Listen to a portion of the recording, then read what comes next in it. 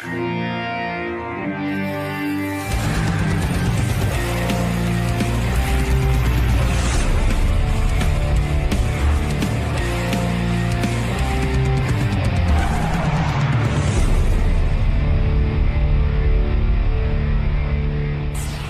dude. You had no story when you went in there. If it's not a story, that means you don't have a pace car and you're not driving it around town. You put the thought in his head that I have some kind of a car. Lieberman gets so worked up, but it's great.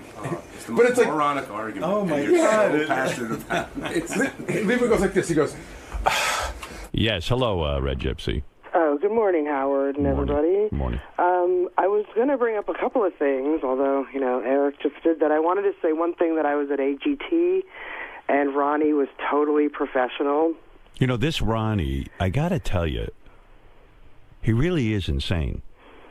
I didn't hear the wrap-up. Gary played me a piece of the wrap-up show with Ronnie about this car, and I turned to Gary and said, I think Ronnie's losing it. What happened? Well, I don't even understand. So Jon Leiberman says, "Hey, Ronnie." The story was Ronnie got a new car. Ronnie blew up, and he's going nuts, and he's arguing. There was an argument on the wrap-up show. It made no sense. You got to hear this. Did you hear the wrap-up show? No. All right, listen to this. The story was you have a pace car that you're driving around town. What I had. That was the problem. That was the story, and that's what I went on the air with. I didn't have all the details. You came to me, John. You came to me and said, I heard you got a new car. And you didn't say anything about pace car, schmace car. You said, I heard you were fishing. Why does Ronnie care if someone says he got a new car? I don't even... So what if he's fishing? He has an objection to this whole thing. And that's what we do. In other words, that's how you get paid. The way we make money is that Jon Leiberman is part of the Howard Stern show. Why, you are losing your marbles. Why would you be upset about the guy saying you have a new car? Who cares? And the reason he's in the hall asking you questions is he's making you a part of the show. He's making you famous. And then you go out and do Ronnie's block party and you make money and you get to meet fans.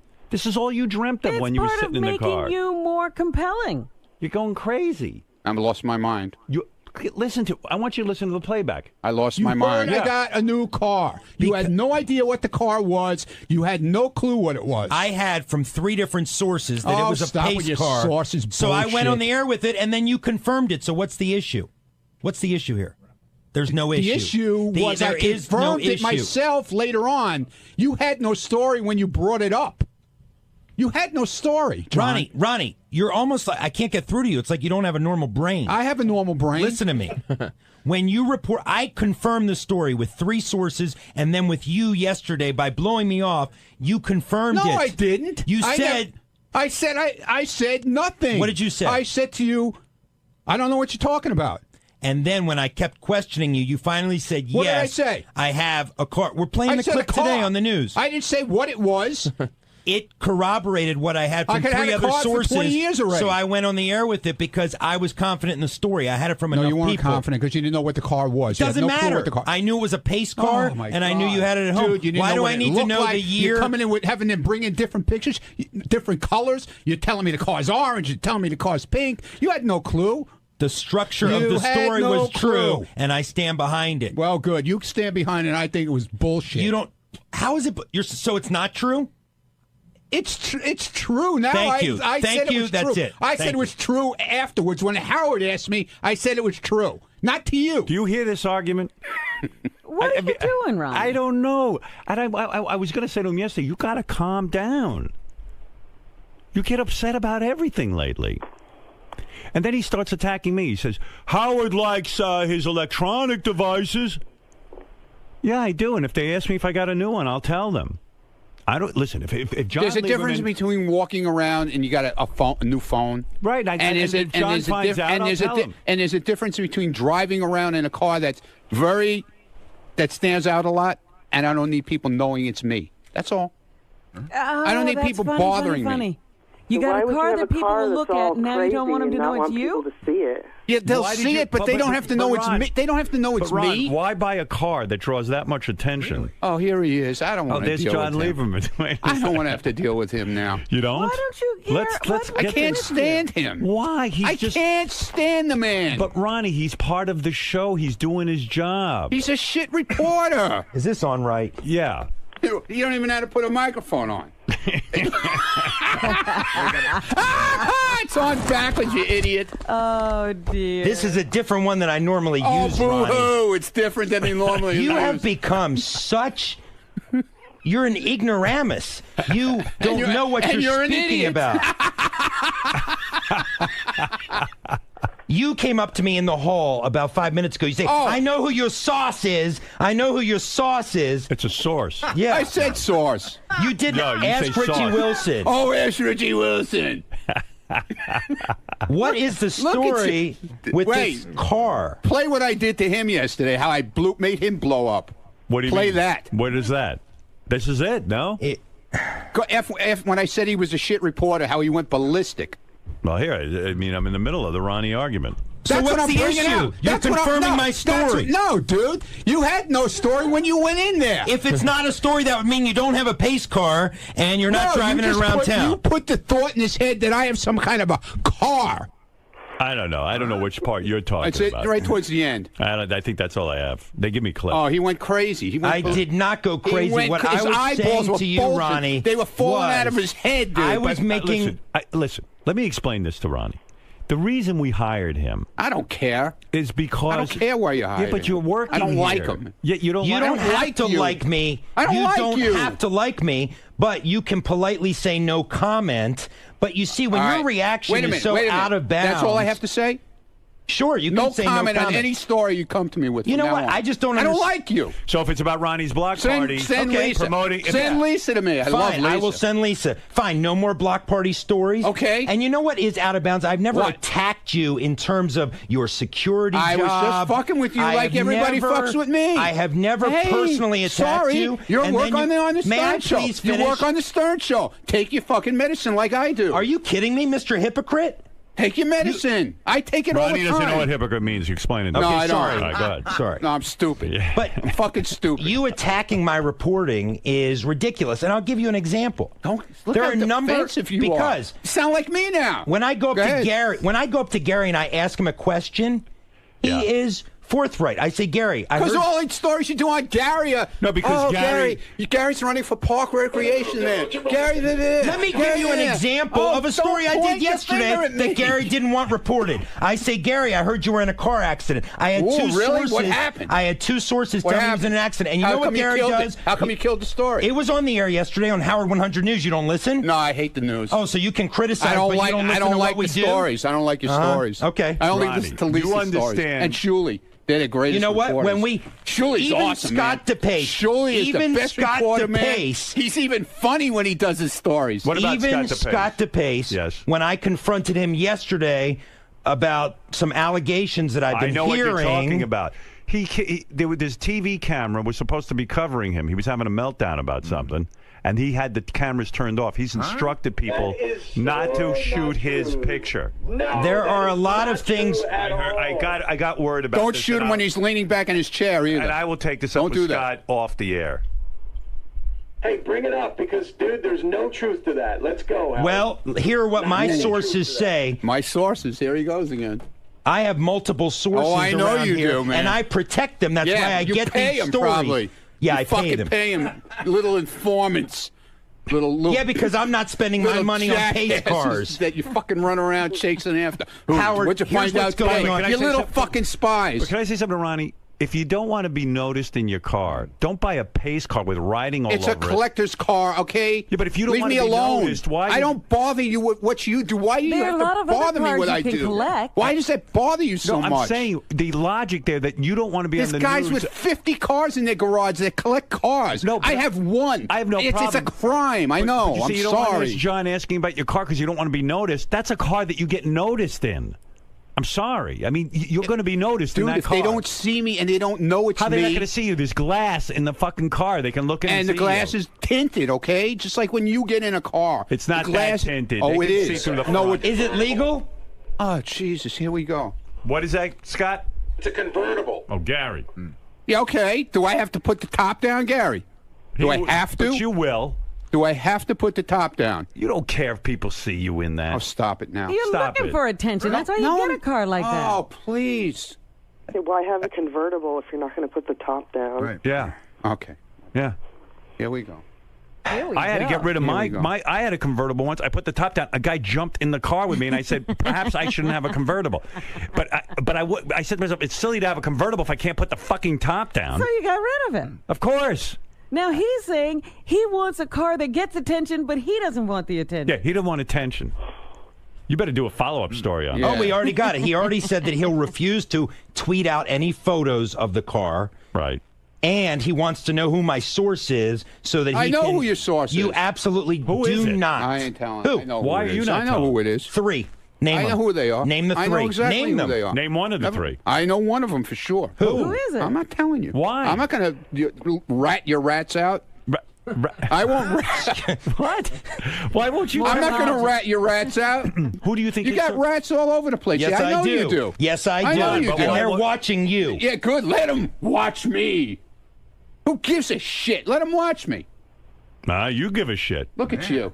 I'm just looking at you. I'm I looking can't at believe you. I'm seeing a grown man upset over a pace car that got out on the air. I don't like you. I told you that. I told you that in the hallway. And I told you do I not have to don't like me. you. Don't have to like me, but you can say no comment. No I've had comment. many other people not like me. No comment, and I don't like Isn't it you. okay to rat a rat out though? No.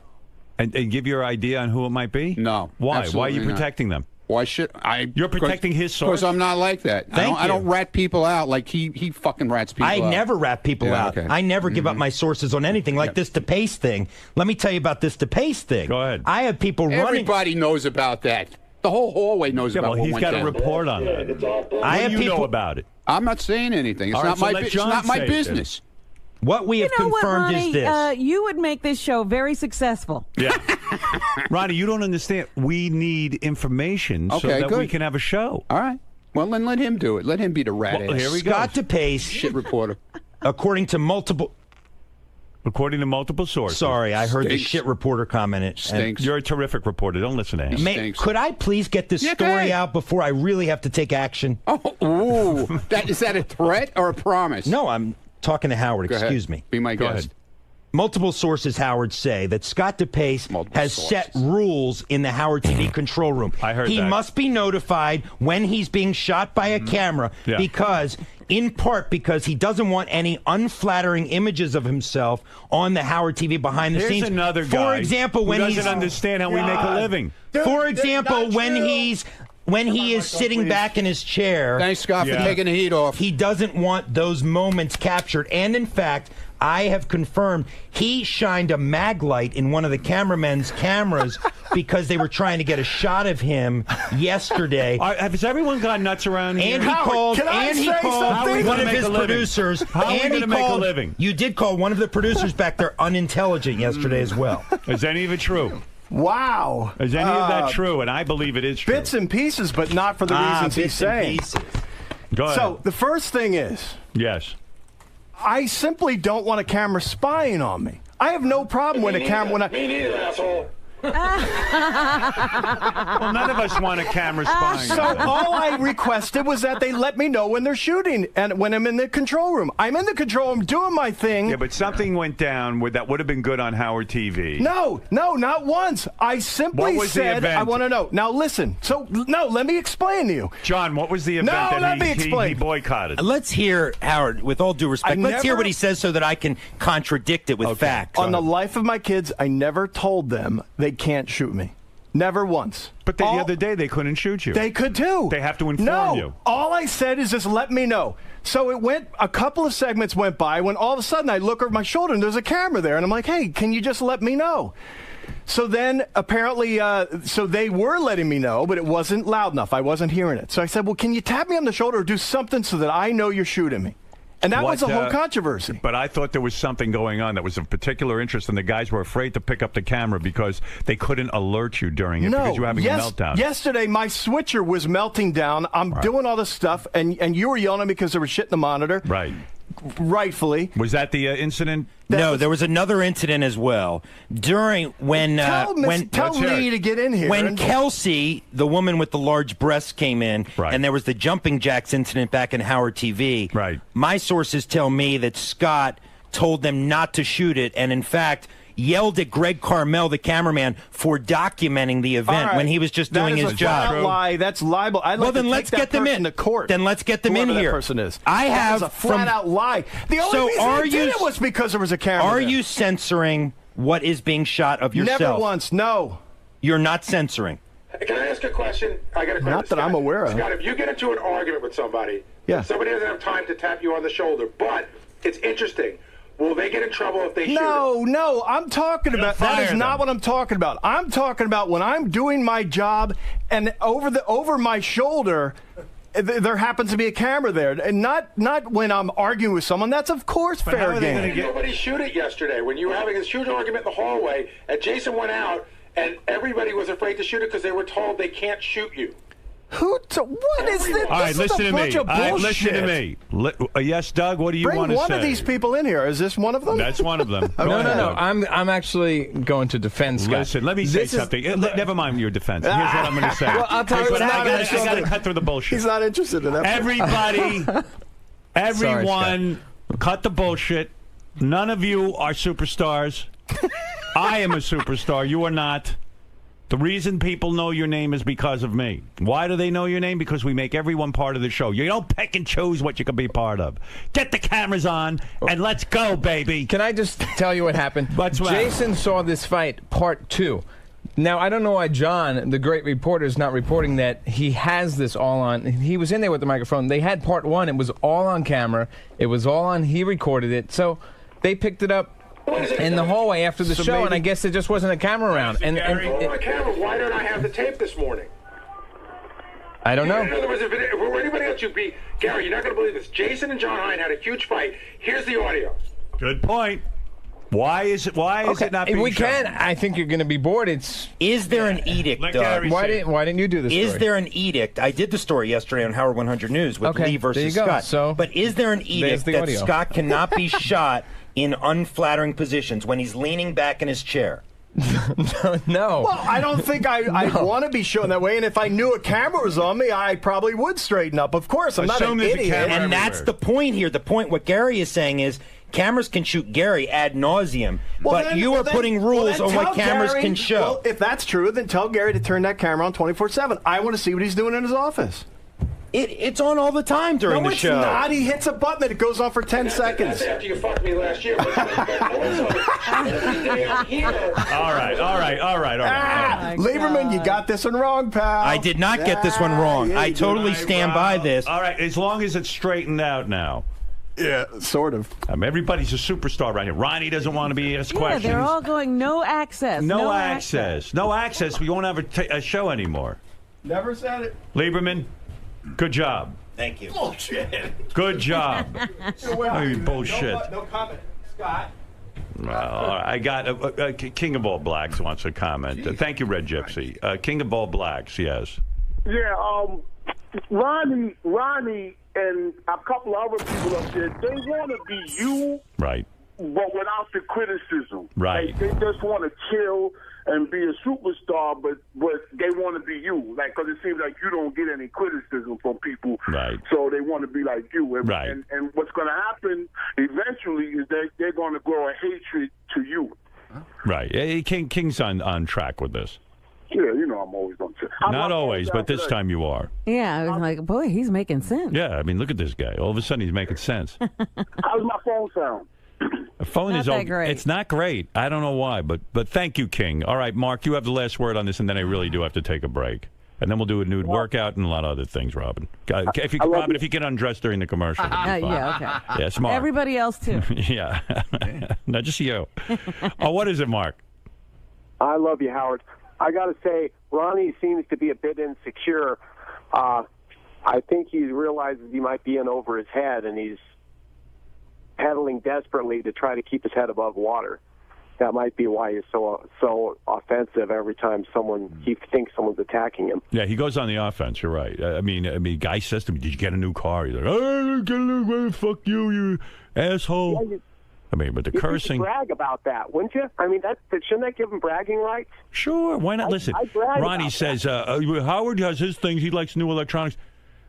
If Lieberman says you get a new phone, yeah, I got a new phone. Hey, Howard, and he talks about it. I can almost understand why DePace would be kind of ticked off. He just doesn't, he doesn't want unflattering pictures of himself taken. I don't think that's right that he makes that edict, but that's his edict. Yeah, he certainly takes unflattering pictures of us. I don't understand the Ronnie thing even for a second. Yeah, no. I mean, Ronnie wants to be a judge on the intern beauty pageant. Ronnie wants to come in here and help out with Kelsey and the bathing suits. But the other part of that is also allowing yourself to be exposed in other ways. Absolutely. I don't get it. Well, the best is I bought a car that everyone will look at, and I don't want them looking at me. Yeah, he doesn't want attention. So either he's crazy or he's retarded. He's got to calm down a little, and you know what it is. He's getting very big with his Ronnie block party. I think he needs some psychotherapy. That's the problem. You're getting a little. You got the Ronnie block party. Right, Fred. What? I'm crazy. I told you that. I'm just really trying to understand this, Ronnie. I don't understand the venom towards Lieberman. I mean, Lieberman's just doing his Lieberman. job. Why? He's a shyster reporter. I don't like him. He's a what? Shyster. A shyster. A shyster's I don't like him. You know what a shyster is? Yeah, I know what a shyster. What is a shyster? Never mind. All right, that's right. I don't know. Whatever. Listen. But you're funny too. Calm down. No, I don't. What am I doing? I'm not doing anything. That's right. You do nothing. I'm not. So be happy. You got to Yeah, here we go. Well, I just agreed with you. Here we go. I agreed with you. Nothing. You said I don't do anything. I go. I agree. All right. You're right. I do nothing. Wait, I agree with you. I do nothing. You're right. Why do you have me? If I do nothing, you're right. If I agree with you, I'm part of the wallpaper. No, you're right. I'm fucking crazy. I told you that. Didn't you have Lieberman to your house for a barbecue? Didn't you have Lieberman to your house for a barbecue? Yeah, because I like his girlfriend. I can't stand him. Oh. What, John? No. Didn't he have you to a barbecue? And his nice son. He has a nice son. Yeah. But he's a douchebag. I'm sorry. You like his girlfriend and his son. Okay, let me tell you something. Jim McClure just sent me an interesting email, and this should put this to rest. Look at you. You told everybody at the barbecue. Look how angry you are. You told everybody at the barbecue that you had, which I attended. Right. Thank you very much. Yeah. Mm-hmm. That about the pace car. So it can't be a secret. You wanted it known. I didn't hear it there, but you wanted it known. No, I told friends of mine what I was doing. You know when You're you not my tell friend. people that it's going to get... You're not my friend either. Good. And by calling on me to be fired yesterday, that is extremely disrespectful. Look, yeah, that's the part you missed on the wrap-up show. Because I would never question you in your capacity. I would never say, Howard, Dude, I think this guy should be fired. I was tweaking your buttons just like everybody else does to me. And you didn't like it at all. And you went off the deep end when I said that to you. And you DePace went is a off man. the deep end. I will give this to DePace. You went over the line. He never criticizes your job. Never. Oh, I was screwing around with him like everybody does to me. You Okay. went over the line. All right. Yeah, I go over. I don't make personal attacks. I go over the line. You said he's not competent. I go over the line. You said he was incompetent. Look. At least Scott DePace stood... Yes, sir, General! At least Scott DePace stood there. Listen to me. At least Scott DePace stood there just now and answered my questions. Good for him. Admitting that he has put rules on when the camera can shoot him. He must be alerted. You're Jewish. You just told me... Dude, you're Jewish. What are you talking with your hands for? Jewish people don't talk with their hands. Scott, you just told me... Italians do, like me. Scott, wrong with you? Scott, you just told me that you alerted everybody that you have to be told when you are being shot. Where's your black dick, man? Let me see it. Yes, that's true. Thank you. Howard, did you hear that? Yes, I listen, you don't have to justify this to me. You're so upset. I am not upset at all, but I don't like... I do not like when my professionalism and my profession is questioned. I know how to be a reporter, and I'm not here to explain to you. I am not here to explain to you the fundamentals of journalism. All right. You're going to blow an eye vessel like me, man. Look out. But now you pissed off John. Wow. I'm done. Did he just throw down the Yeah. It's getting crazy. Everybody around here is nuts. Mark, go ahead, because I got to take a break. Well, I feel for you, Ronnie. It really sucks when it feels like people are teaming up on you. Well, but, hey, you got people out there that are supporting you. I'm not sure where they are, but they're out there, okay? Teaming up on him. They asked him if he got a new car. Yeah, I don't know quite what to say about it.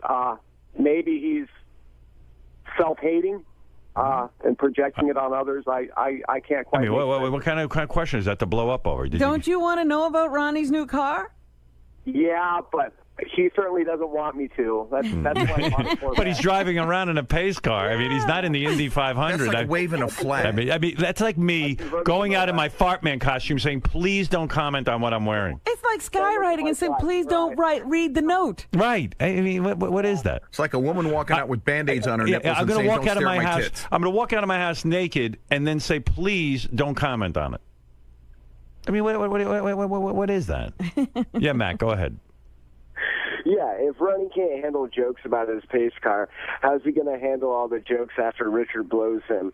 Because even if Ronnie takes the joke, he's going to get jokes about it for the rest of his life. All right, thank you, Matt. You had the last word on that. I'm telling you, we're getting into a weird area with those two in a funny way.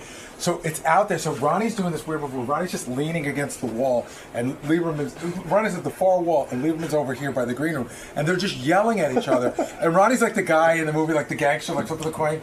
He goes, "You're a shit reporter." And for some, I don't know why, but Lieberman goes, "Fuck you! I'm not a shit reporter." I'm telling you, it's getting weird. Oh my God.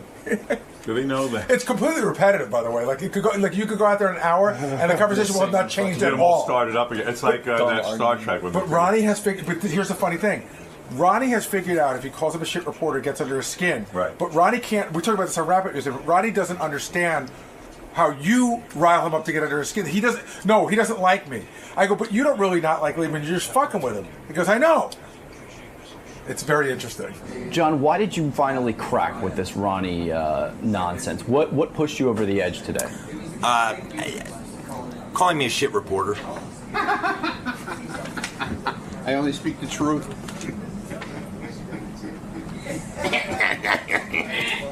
But you're typically able to separate the two. You're typically... I am, but you know what, Greg? I am able to separate the two, but I don't like to be called a shit reporter in front of millions of listeners and viewers of Howard TV. I mean, nobody likes their professionalism questioned, and that was the point. I've never once questioned Ronnie's professionalism. I've never once said Ronnie's a bad security guard, or Ronnie isn't good at his job, or Ronnie isn't good in this way. I was simply reporting a story, which, Greg, I want to point out, turned out to be true. The story I reported was true. He has a pace car. That is the bottom line here. And Ronnie trying to tell me how to be a reporter is completely and utterly ridiculous. And then suggesting that I should be fired goes too far. It just goes too far.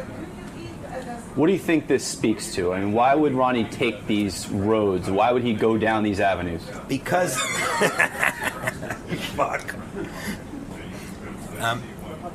Because when you have no defense and you're backed into a corner, you scratch and claw your way out. And that's I'm always watching you. Exactly. But this Ronnie thing is not going to end, because the reality is, when you break it down, he knows how to push my buttons and I know how to push his. This may go on forever.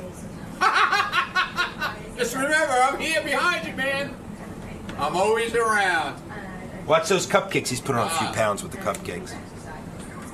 He's worried about me watching cupcakes. You should be watching the TV screen, man. Is it safe to say that the honeymoon is over? That your little golden era that you enjoyed my the first 1 year. year? You know, this week marks my 1 year. I think the honeymoon, or maybe it was, it marks my 1 year. So my honeymoon's over. But, you know, at the end of the day, we'll just have to see what happens moving forward. Keep up the good work, John. It's a sign of your solid reporting that you've started to crack some of the team members around here. Thank you, Greg. You're next. Sucks.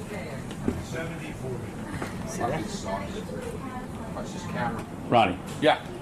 You get a special kind of kick out of when you get a rise out of Jon Leiberman or any of the news reporters. You know, everybody's got their guy they pounds on around here. I'm one of the guys that gets pounded on by everybody. So you know what? I like giving it back now. I like it, man. I'm pounding. No more punching bag. I'm pounding, man. You're doing the punching. I found my punching bag. And now I know how to get to him. I know how to get to him, man. Could you close that door, please? Why did this story Thank in particular get to you? I mean, there have been far worse things reported about you than having a pace car. I just want to be left alone. Leave me alone when it comes to that. But don't you Do you think... want people following you around the fucking street? Well, of course not. But don't you think... I mean, I don't mind. I like people. I like doing the comedy shows. I like going out there and seeing everybody. But I don't need them following me around in my car.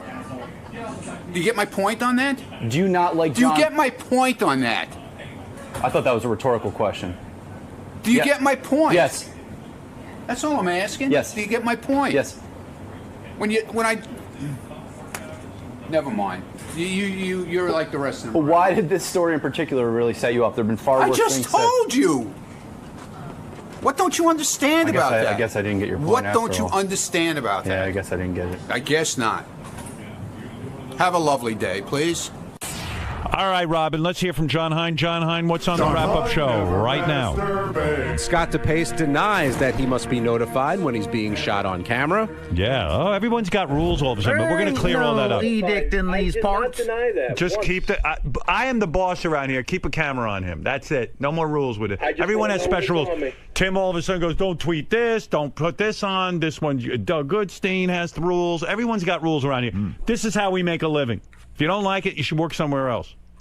So can we put a camera on you when you don't realize it's there? There's a camera on me all the time. No, but when you don't. When I'm doing the show, during the show hours, there's a camera on me all the time.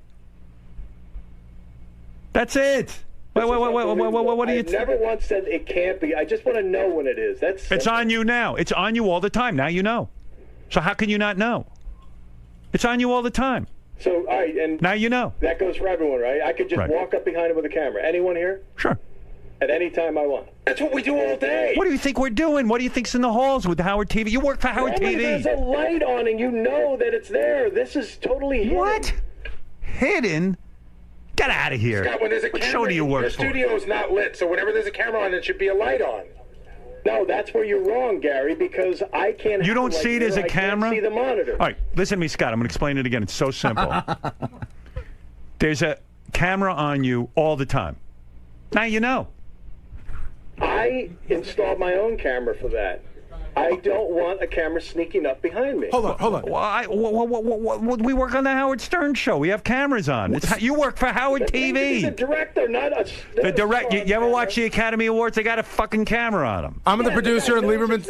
I'm the producer. Lieberman's a news guy. Lisa's a news person. Fred does everything, and we all participate in the show. And Scott, if you do that, that means everyone else does that, and then we don't have a show. And Howard TV doesn't have a channel, and you got to go find a new job. Why are you different? Can I put the camera on Gary full time then? I want the camera on full time. But we're not saying put it on you full time. We're saying when something interesting is happening, like in the hallway when two people fight, there's no light. You know what? He clearly doesn't understand how he's paid. No, both of you guys don't understand. I fully understand. I've never once said no. Scott, the camera is on you during the show. That's it. Here's what it really is about. At any time. I want to see. How do I know if Gary's doing It's something on interesting? all the time. Can Gary's be on all the time? Why is it about me? It's about you. We have a camera in the hallway. They run around with it all the... Gary. Here's what this is about, Howard. I'm going to tell you right now. This is what it's about, which is the stupidest thing. Sometimes when it gets late in the show, Scott slouches in his chair. Right. You're like way down low, like almost like he looks like he's falling asleep. And he does not want to be shot like that. And he's told people, don't shoot me like that. No, shoot him slouching in his chair. I want to know when he's slouching in his chair. That is not what... And the camera is now on, and it will be turned off. And you have it wrong. The camera is now on. In fact, if you look behind you, there's a cameraman. Take a look behind you. There he is. There's your cameraman. His name is Jason. Oh, it's a big fat guy. Yeah. Give me your best. The camera's now on, and it's going to be turned off in 2015 when there's no Howard TV and there's no more Howard Stern show, and then everyone will go get a new job where there's no camera. Okay, I swear to God. Don't slouch in your chair. I'm sneaking up behind everyone with a camera. I'm going to find stuff. Good. I'm going to see Go ahead. doing stuff. Good. I can't wait to see it. Howard TV fans will love it. Yeah, you're going to get a lot of tape. Thank you. Gee whiz, he doesn't know the camera's on? Scott, real quick. What's Howard not understanding about your... Oh my God, fucking everything. Everything he gets wrong. It's unbelievable at this point. He doesn't understand that, this is a 5-hour show, and to have a camera sneak up behind you, I'm not into. And you know what I'll do? To punish him, I'm going to clam up, and they're going to get nothing out of me. How about that? Well, explain what you're doing. I mean, right here, you're having to pay attention to monitors. You're not able to know what you're trying to say is you're not able to see. You're helping me out. You don't have the visual cue of a light coming up behind you because that light would impede you from doing your job. Right. Just like if my light or Rob's light impeded one of them from doing their job, they require us to turn it off. Yeah. Like if I did this to you, you couldn't shoot me. It could potentially ruin my lens. So, it's a sneaky thing. It's basically having a hidden camera on me all the time. So I don't understand why it's different with Gary. Why can't he have a camera on him all the time? And let me see if something is interesting or not. So, what do you believe? I don't get it.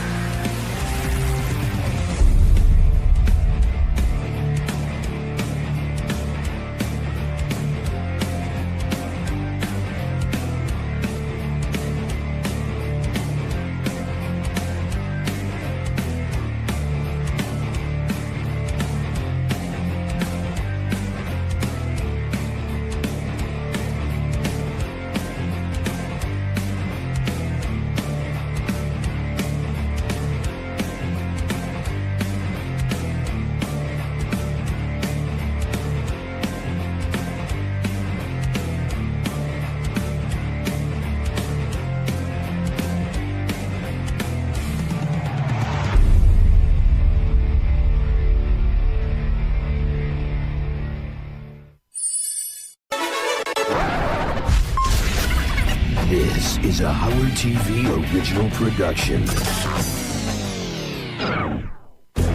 On this episode, see what happens when Stern Show staffers get thrown under the bus. What about... No one is safe. Do you feel as if he threw you under the bus? Give me a fucking answer. That is a bunch of bullshit. I would guarantee. What's your problem? Testing 1, 2. Baba Boo. Yeah. Hey-oh, yeah.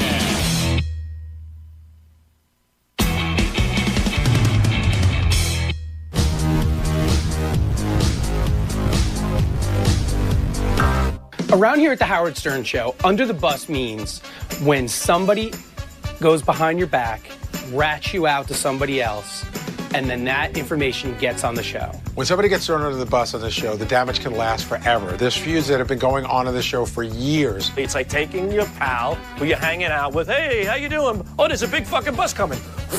You're right under it. Didn't see it coming.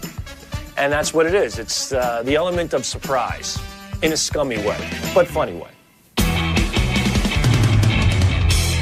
Working at Stern, it's definitely like swimming with sharks. I mean, everyone is looking for the chance to nail you. Jason Kaplan and I were talking, and Jason led on to me that he believed that Scott DePace was using the robotic camera to spy on Howard's call screen. Scott DePace went to the news and was starting to complain about Steve Brandano not letting him know when callers are up, certain callers that they want to put pictures up, like Bobo or Marianne from Brooklyn. To which I commented to the news, I'm shocked Scott needs Steve because he's always using his camera to look at the phone screen.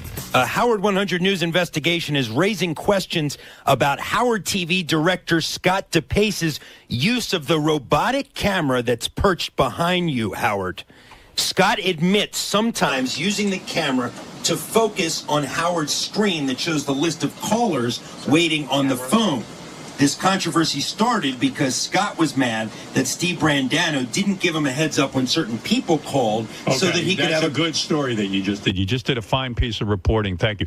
That practice is no longer allowed. Howard. That is for my eyes only, not for Scott DePace. I don't want to share who is on the phone, or I don't want to make my screeners uncomfortable with what they write on the screen. There is no reading of my screen anymore. So Scott DePace was using his cameras to figure out what I was doing nothing wrong. phone, first of all, I can always... Do we understand each other? Yes, Howard, but allow me to tell you something. I can easily go back in Will's office and see the same thing. It's not like I'm spying. Don't spy on me. Scott was looking at my monitor where the phone calls come in to judge whether or not Will was stacking the deck against him and things like that. I can't have that go on. I can't have somebody pressuring someone about their job.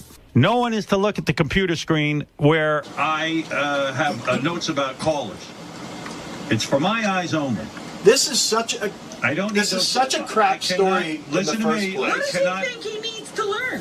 One of the things that we, take out that we as a crew have done in the past, which is simply take one of the cameras and look at Howard's call screener just so we can see what callers are going to come on, and I can get the pictures prepared to use in my caller boxes for the viewers. This story is a hard-hitting, factual case. You admitted it, Scott, on the phone yesterday. I told you trained if the we had robotic done it. camera on Howard's call screen. Those are the facts. I didn't read anything into the facts. The facts are that you trained the robotic camera on Howard's call screen occasionally, in part to see who's calling in about you. How can you dispute that?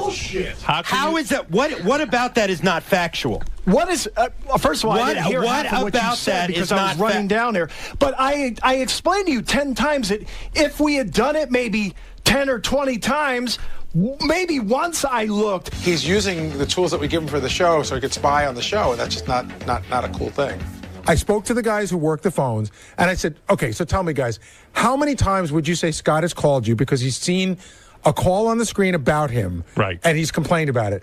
And they said 10 to 15 times. That is a bunch of bullshit. I would guarantee us. What a maniac.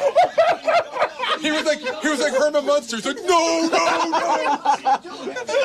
He's got real evidence. Here's a guy who's been made fun of 1,000 times and been called an ape and gorilla and a beaver, and now he's going to make fun of me. Whatever. I would prefer that you not train your I don't train anything.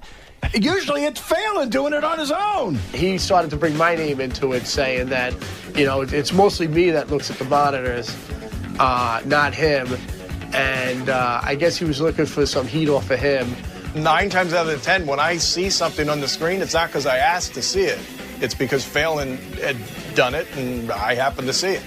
Do you feel as if he threw you under the bus? Yes and no. He got my name out there, which is nice. Anybody that follows me on Twitter, that's Bri Phelan, 121212. But I don't get offended or upset like he does. So, there's a way to play it. And if you don't say anything, then nothing becomes of it.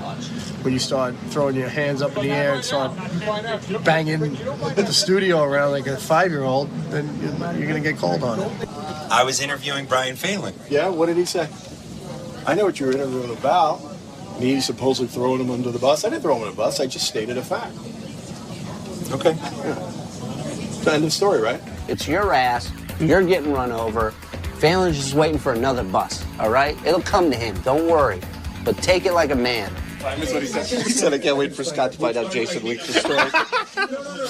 Leaked it? Yeah. I don't know if it's leaking when you go right up to the news and say, hey, you guys should do this story. Jason doing that's a home run. That's why Jason's a good guy. He comes to me with stuff that I know is going to work on the air. I just reported on something I noticed, and Howard told him to not look at the screen anymore. So clearly Howard thinks he doesn't need to look at the screen, and that's good enough for me. You said there's that guy Vinny's on the phone. Right. He's saying something mad about me. You know within 30 seconds when it's up, so you scan it and you complain when people say bad stuff about you. So what? Where's the give lie me an example. What do I say? I just gave you an example. So I say, don't. Hey, Will, please don't put that guy up. You say lower the phone call. Fucking ridiculous. Well, you're gonna call me a liar. You call me a liar. You are lying. Okay. You're totally lying. I'm not You've lying. Never done that. I was so mad at Jason, I decided to take what little things that I had on him and turn that into a news story. I was in the coffee room, and the intern said they're getting 2 cups back. Are these Benji's again? Because no, I already got Benji's. These are for Jason. Are you sure they're for Jason? Little, I don't know, but that's why you need to verify and then tell Howard. Because that's Howard anything. Oh, come on. I'll throw my people under the bus. You throw me under the bus? Here's the story. Okay. I've witnessed more than one occasion Jason having interns go back and get coffee for him. That's true. I've seen it. They go to college, and here they are being interns, and that fat lazy ass can't go get his own fucking coffee. So DePace claims that Kaplan uses interns to get coffee. And the fact of the matter is, Kaplan does use interns to get himself coffee, along with other members that are actually in the studio. Guys, who knows how to get coffee? You? 2 large black coffees. Hey, when you make them, how many little cups do you use? 1. All right, use 2 per cup, okay? 2 per cup. Yep. Thank you. No problem.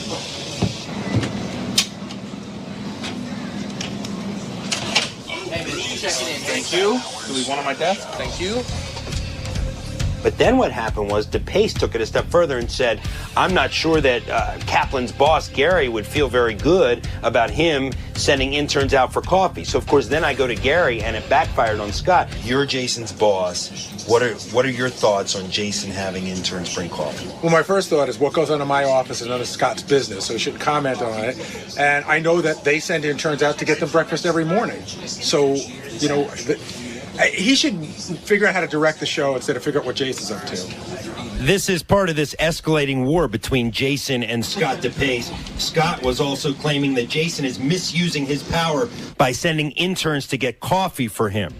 When that story came up on the air, Howard backed it up 100%. Jason is very busy during the show. Yeah, he records everything that happens. And I have him doing 20 different jobs, and if he needs a cup of coffee, I'm okay with that. Wow, I'm shocked. Why are you shocked?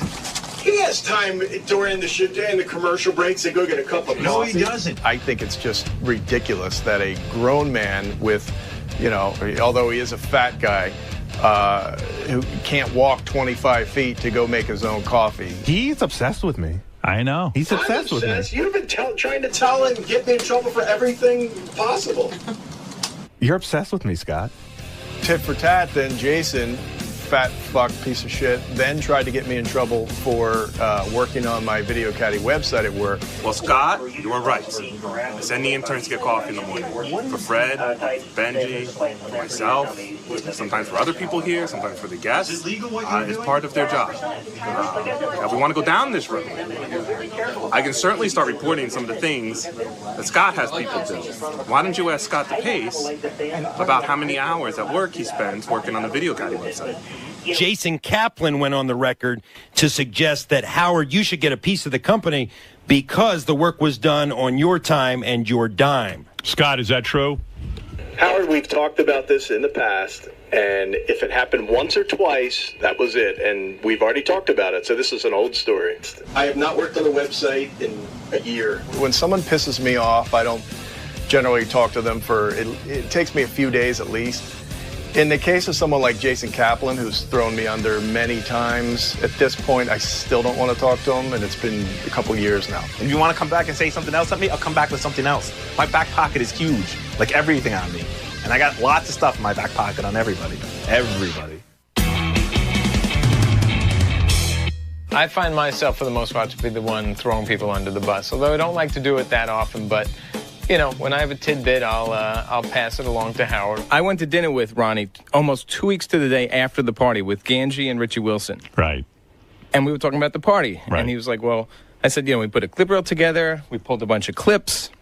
He said, what'd you pull? I said, Howard's speech, Robin's speech, JD's poem that he read, from your speech, and your speech.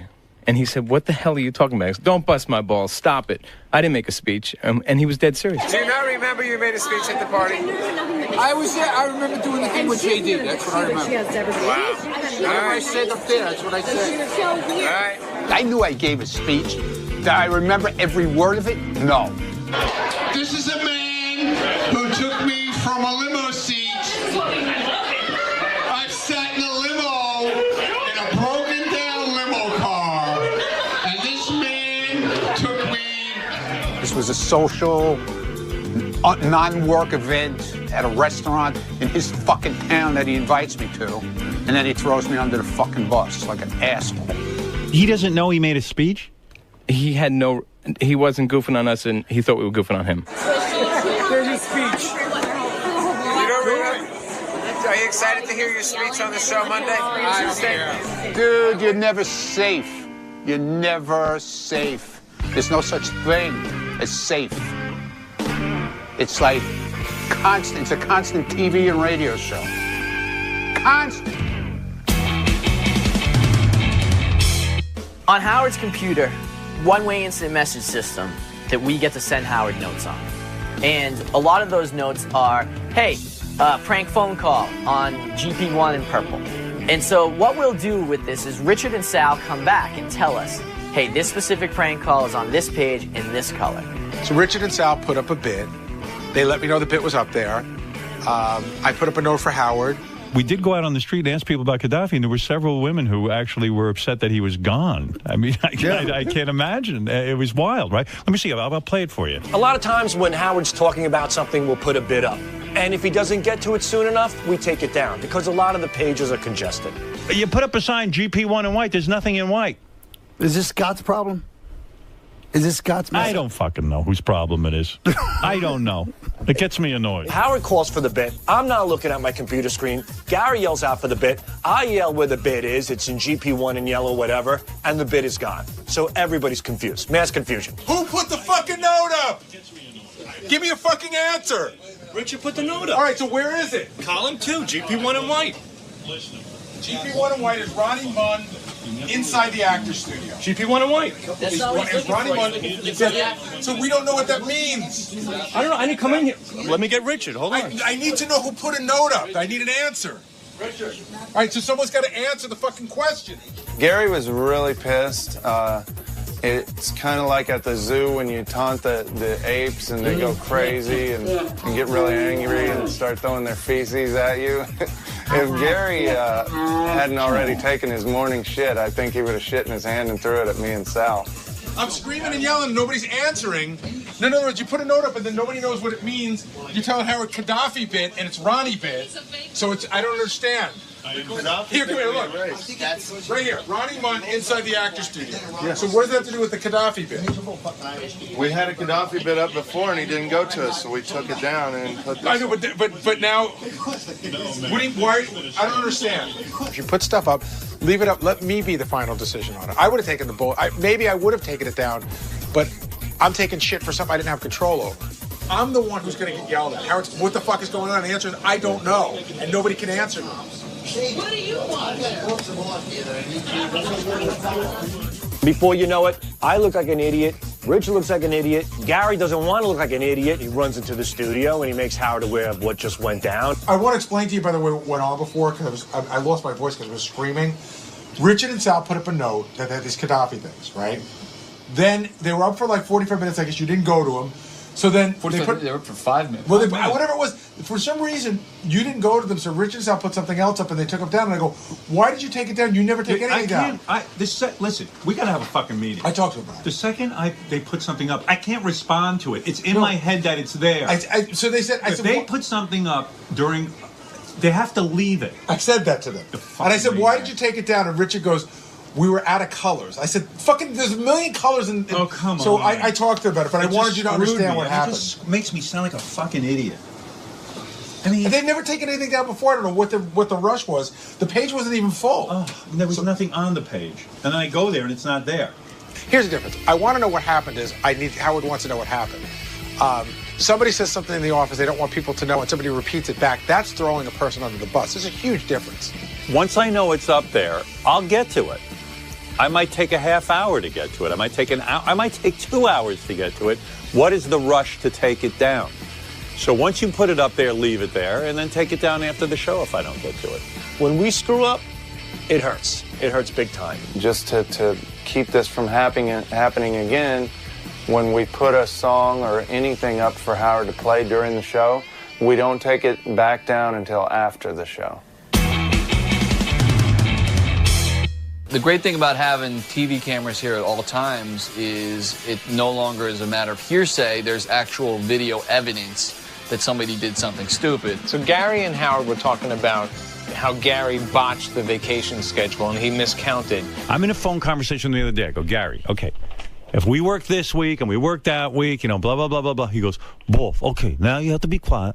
I'm going to count the days that we... I can count? Boom, a trigger went off. We have a piece of tape that we got like maybe a year and a half ago of Gary holding up 4 fingers but saying 3. He goes, 3. Because we got a great clip of Gary counting wrong. Every single, you don't even know where you have to be. Yeah, I know the clip. We come back here. Yeah, we have that ready to go. He counts to 3, but he holds up 4 fingers. I'd like to plan a vacation too. Good, plan it. Fred needs to put a bunny on. I'm thinking about going to Costa Rica.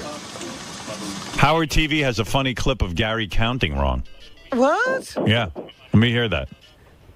I'll go over here and figure it out and come back with a number. What do you need, a calculator? That's how he does my vacation. It was 1. You know, in a courtroom, 3. And he holds up 4 fingers. Listen, that's the guy counting the days.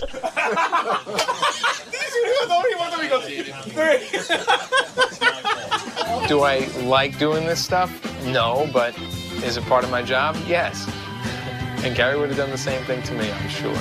That's why we're here today. Did you see 4? He says 3 and he holds up 4 fingers. That schedule went, I want you to know, that schedule went through. Robin, 3. I don't really remember it that much, and it doesn't seem to bother me that much. When someone says you have 3 vacation days and holds up 4, it means they're confused. So, I don't know. It's all fun. It's all a good time. I think in the history of the show, there's been 2 people who have relished the job of throwing people under the bus. For many years, it was Stuttering John, and more recently, I would say it's Jason. Jason Kaplan. Jason Kaplan. Jason Kaplan. Jason Kaplan. Jason Kaplan. Jason's the guy. Jason takes so much pride in it. Like, he enjoys it. It takes one to know one, and that motherfucker knows buses. He's great at it. He has a great memory despite all of his use of marijuana. He loves to throw people under the bus, and he does it to kiss Howard's ass. You got to watch what you say to him or about him or... fuck what you say about him. He knows he's a fucking prick. This is an entertainment show. This is like, it's like Survivor almost. Like, who cares? This is what we're here for.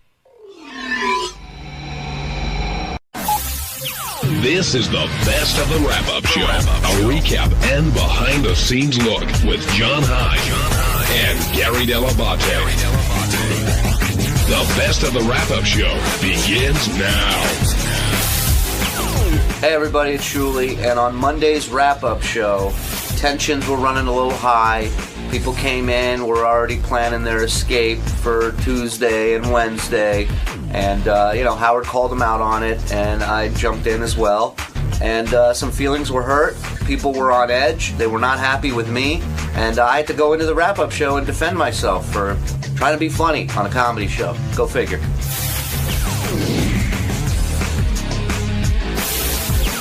Are you undependable? I do not think I am undependable. But Howard asking you that just cuts you to the core. Well, okay, do you think that Howard's being disingenuous when he says, hey, I just asked a question? Do you think there's a difference between asking, do you think you're going to be able to make it in tomorrow, and can I depend on you?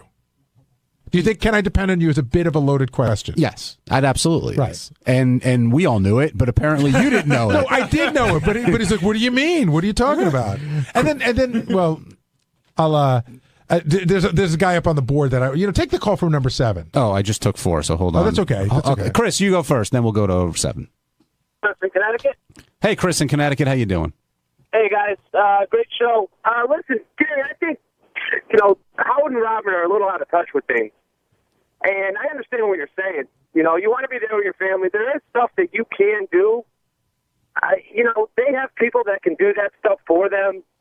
I don't know. I think it was just. I think it was a little too harsh on you. Well, that was the other thing too. When Howard at one point said words to the effect of, "Oh," and then all the anger come out. Gary goes, "You have 2 houses and you have a staff of people." That's not jealousy or anger. I've never been jealous of his home. I am so happy for him that he has what he has.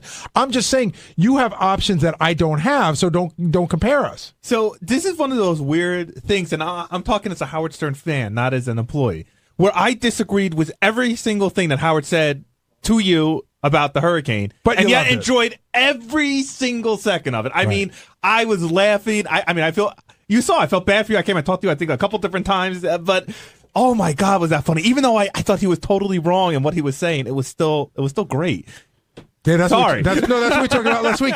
That's the weird backhanded compliment I get. It is weird. Love you, Gary, but I love when he yells at you. Did it make it worse that Shuli was in there piling on? It didn't. And Shuli's out having a cigarette. I told him, he goes, should I have a cigarette before the beating? I said, have two.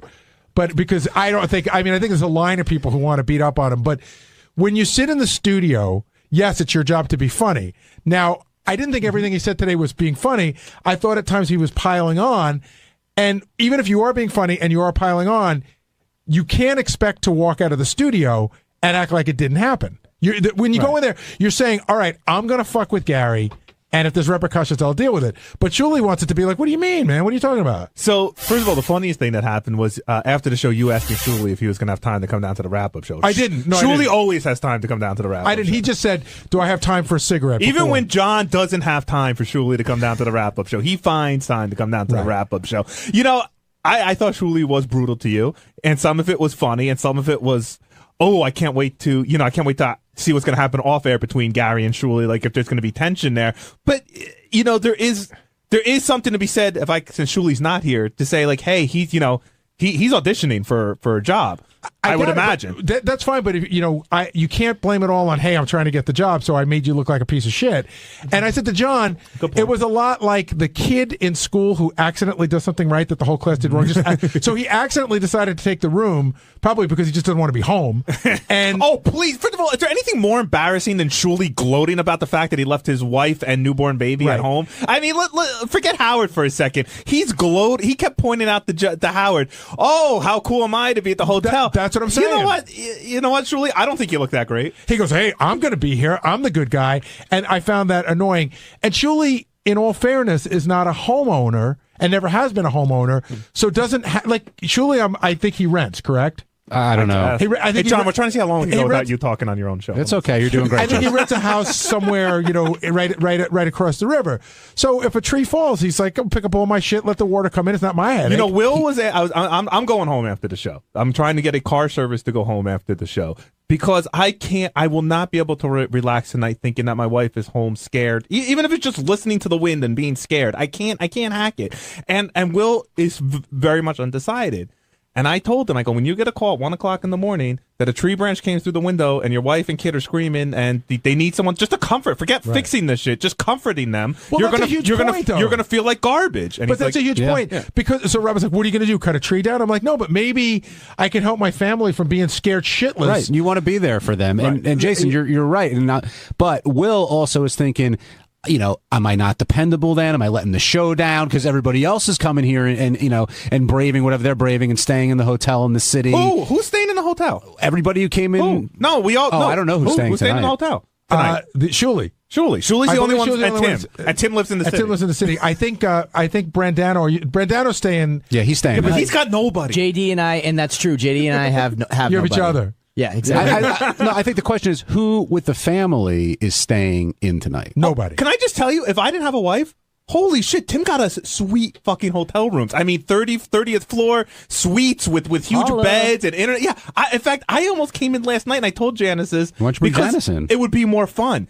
I wanted to bring Janice in last night. We had the hotel room for last night because the transportation was shut down. Yeah. She, even though it's a pet-friendly hotel, she would just not up and leave. I couldn't make her do it. She just would not. Even if I said we could bring the dog and the cat, she was like, I'm not leaving the apartment. I do want to say one good thing about my staff, because I really do love the guys that work with me. For a guy like Jason or a guy like Will, this would be an excellent opportunity to stab me in the back. Meaning to say, this would be an excellent opportunity to take the hotel room and say, listen, I'm dependable. Gary's not dependable, but I'm going to step up. Only an asshole would take this as an opportunity to better themselves by putting you down. Shuli's here. Steve, I see Steve Brandano laughing back there. Shuli, you, I think, did a very good job in the studio today, and everybody hates you.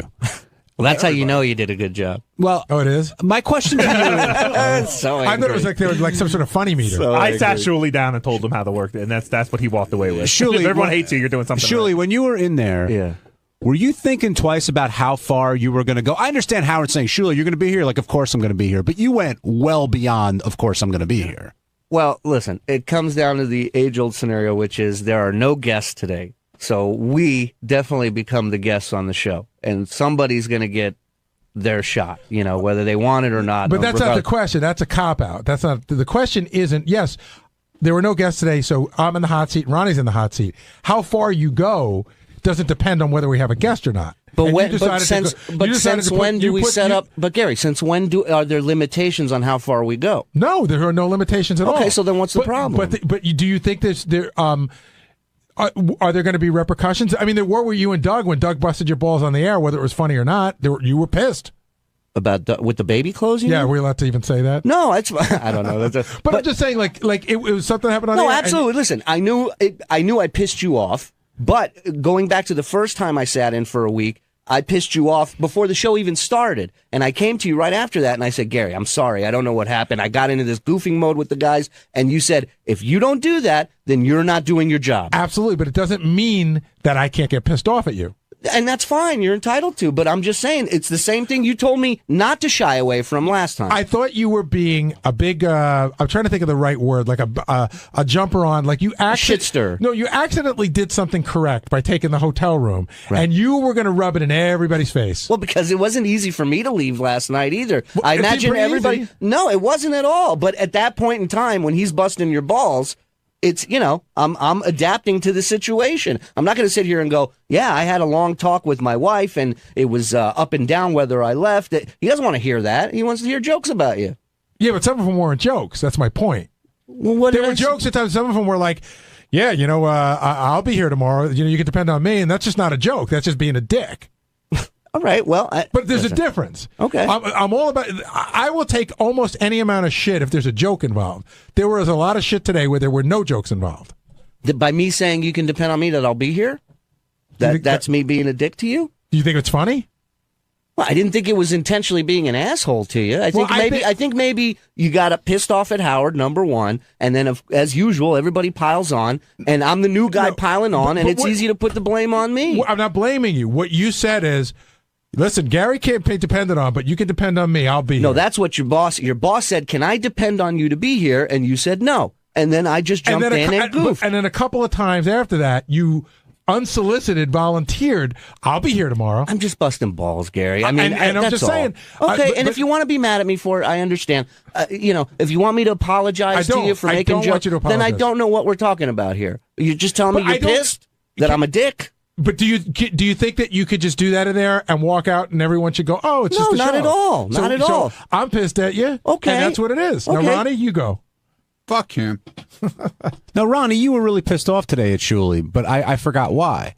No, what do you mean really pissed off? Like you were genuinely like Gary's angry. Really pissed off. No, he said that I'm here. I've been here with everything, through every fucking thing you could possibly think of, blizzards, fucking 9/11, everything else, and this guy to come in and start ranking on me now because I'm not sure if I can cross a fucking bridge tomorrow.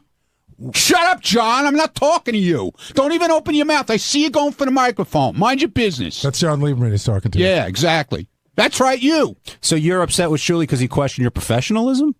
Yeah, you know or what? Dedication. Yeah, I got a house too that I got to worry about. So do I. I don't have a house. I have a 2-year-old. I have a excuse me. It doesn't matter whether it's a fucking apartment or a house. The odds of something getting flooded and shit falling and trees falling are just as much a reality for me as it is for you guys. That's your decision. And I made my decision. Okay, good. And if I want to comment on it, and if you weren't sitting in on the show this week, you wouldn't be fucking worried about it. That's your opinion. You would be home. You don't know that. Oh, I know it. Oh well, then get off my case. No. All right, then don't tell me to get off your case, all right? Never. Jon Leiberman, what do you want to add to this? Well, Ronnie took the words out of my mouth. I mean, Ronnie brought up the fact that he believed that Shuley would not come in today or tomorrow if he weren't in studio. So, Shuley, the question is, would you be here if you weren't in studio, if you were simply reporting the news? Here's what changed my mind. I was torn yesterday about whether or not to come in because the reality of it is I would have been out. Why were you torn, by the way? Because I know I wouldn't be able to get back home most likely until Wednesday, maybe even later. And I got a wife who's sick. I got a kid, 2-year-old, who's sick. Screw them. And they're getting ready to face, blackouts and who else? What else? So I said, listen, I don't know what to do. I called Tim. I said, what do you think I should do? Don't stay with your sick wife and kid. And Tim said, listen, he's smart. Go to a hotel room. Yeah. I get it. I'm not JD, Jason. It ain't going to work here. But so I said to him, what do you think I should do? And he said, well, Howard said he's working. As soon as I heard that, decision was made. Done deal.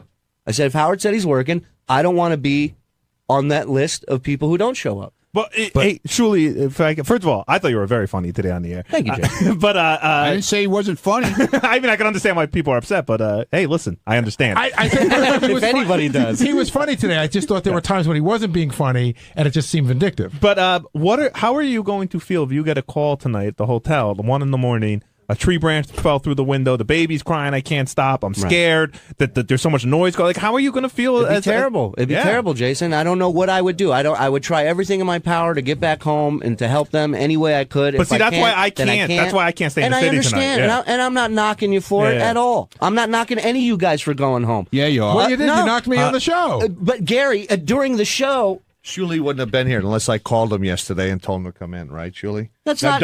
Excuse me, Tim. Excuse me. Nobody was mentioning anything about fucking work tomorrow and whether or not people were coming in. So I called you and I said, I sent you an email. I said, are we getting rooms or is it every man for himself? I didn't tell him I'm not coming in. So hey, don't Tim, come in and say that. Tim, what did I ask you when we got? Tim sent me an email You said, is Shuli coming in? Because if he comes in, I'm in. What I said was, Tim sent the thing about the hotel. I and heard immediately if right Shuli back, comes I in, go, the whole world has to be here. Are you covering meals?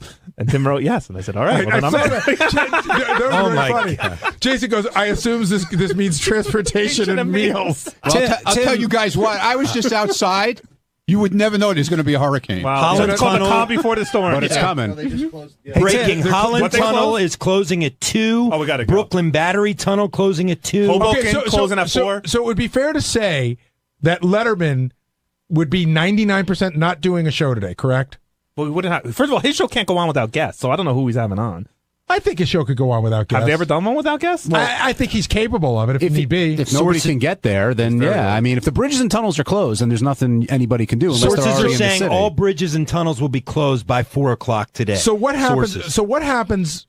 I set my alarm for the same time I do every morning, and I get up tomorrow morning at 4:15.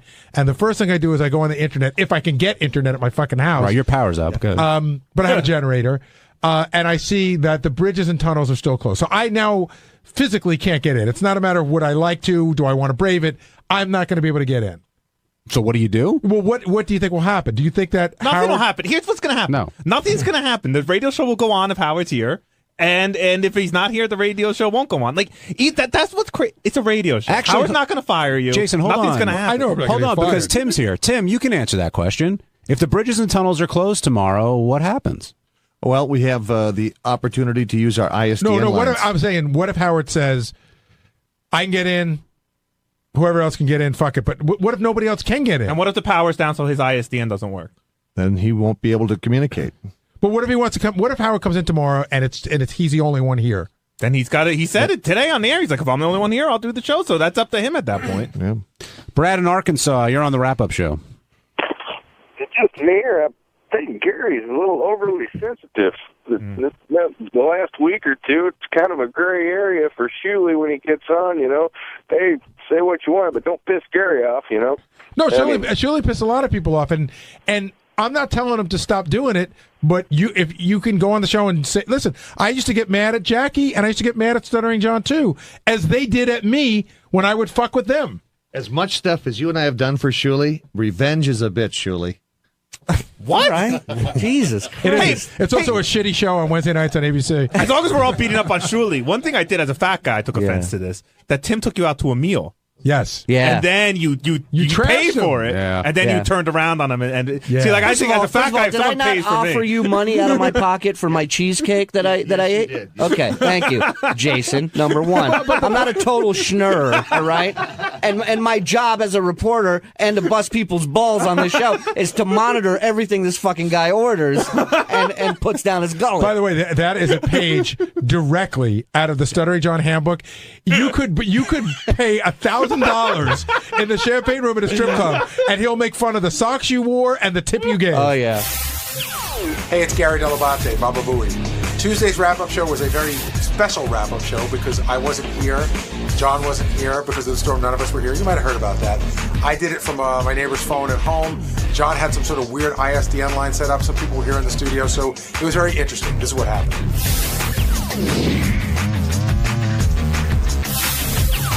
So, rough morning for you, Gary, and I'm not talking about the weather. Yeah, it's an interesting thing. I thought, I left everything in good hands. I did not go to sleep last night with the idea that I was not coming in this morning. I knew that it was a distinct possibility, but I thought I'd make every effort. So I was up at about 4:15. Tim and I spoke a couple of times, and I got a hold of Ronnie, and Ronnie said, "Don't even bother. The bridges and tunnels are closed. There's no way that you're getting in." And so now I'm trying to figure out a way to listen to the show because I should point out, I have no internet, no telephone. I am calling from my neighbor's house right now, who for some reason is the only person in the neighborhood with a hard line. I have a lighting system in my house which blew up last night and started smoking in the basement. So I don't really have lights on the first floor. But listen, I have a generator. I'm in good shape. I get satellite TV. My refrigerator's working, and I can charge, devices, but I can't really use much. So this morning was a whole thing about, how am I going to listen to the show? So what I ended up doing was listening to the show on Mary's iPhone because I needed my phone to be clear for calls coming in and out or texts or any of that stuff. And I was having a little trouble getting on, so I said, I'm going to go to the car. I actually went outside of my car, I started up my car, took it out of the garage, and, I'm sitting there and I'm thinking, well, he may open up, he may say a few words about it, but I will be honest, I was not prepared for a full hour. Yeah, I mean, he unleashed on you in a lot of different ways, but one thing you and I were actually texting back and forth a little bit, Gary, was does Howard understand why somebody would want to be in their house with their family during this disaster? And it was a disaster. I mean, there's never been a storm like this here before. Correct. Yeah, listen, I feel like this is like butting heads. I feel like some people look at it like Gary's, not going to listen to Howard. Gary's going to do what Gary wants to do. And it's not. It's not that at all. I wanted to be there this morning more than anything, but I also knew that last night was going to be scary, terrifying, and dangerous. And I had my wife and my son and the pets. I'll throw the pets in, and and it was scary. And it was one of those things where at one point Mary said to me, she turned around to me and she said, "Thank God you're here tonight because if you weren't, I don't know what I would do." And, trees start snapping in the front yard, and that's scary. The lights start going off and on, off and on, off and on. And like I said, it blew out the lighting system. So then we smell smoke, and Mary's ready to call the fire department. I'm like, hold on. And so we weren't prepared to be without lights. So now I had to go look for my I didn't really replace any of my flashlights because I know the generator will kick in. And so there were scary moments last night. Now, did a tree hit my house? No. Did anything bad happen to my family? No. But it's easy to look back on it now. My family was scared. I was scared for them, and that was really what it was all about. Hey, Gary, can you see me or can just John see me? Just John. Okay. Is the trampoline okay? Well, I can't see you now, Benji. You got to move the iPad over a little bit. Who cares, really? But yeah, But Benji, just sit down, write some stuff, and see if you can derail the conversation a little more. Yeah, Gary, your trampoline took a couple hits during the show today as well. I know the trampoline was fine. It's funny that I'm humored by. You know what I mean? That's one of the things you sort of bring up as an afterthought. You don't think it's going to get as much traction. I mean, I got tweeted thousands of fine trampoline pictures yesterday. Some of them I was photoshopped into, and I thought all that stuff was funny. Hey, people were wondering, do you actually use a trampoline? No, Betsy, my kids did at one time, but then you get to a point where they don't use it, and then sometimes the neighborhood kids use it, and then you get to a point where you just don't want to get rid of it, but you should, and that's where it is right now. I'll probably get rid of it this summer. And, we mentioned it on our weather show last night. Gary's Trampoline has its own Twitter handle now. See, that's funny to me. That's funny. You're goofing on the stuff that I do and everything, but that's funny. But somewhere along the line, and this is what I was trying to say this morning. First of all, the phone lines this morning were horrendous. I was the first one. I should have waited until somebody tested it out. It was just horrendous. And what was happening was every time I spoke, it literally like a quarter of a second later, it reminded me of trying to make a long-distance phone call in the 60s. A quarter of a second later, I would hear my voice, and when Howard speak, I would hear his voice.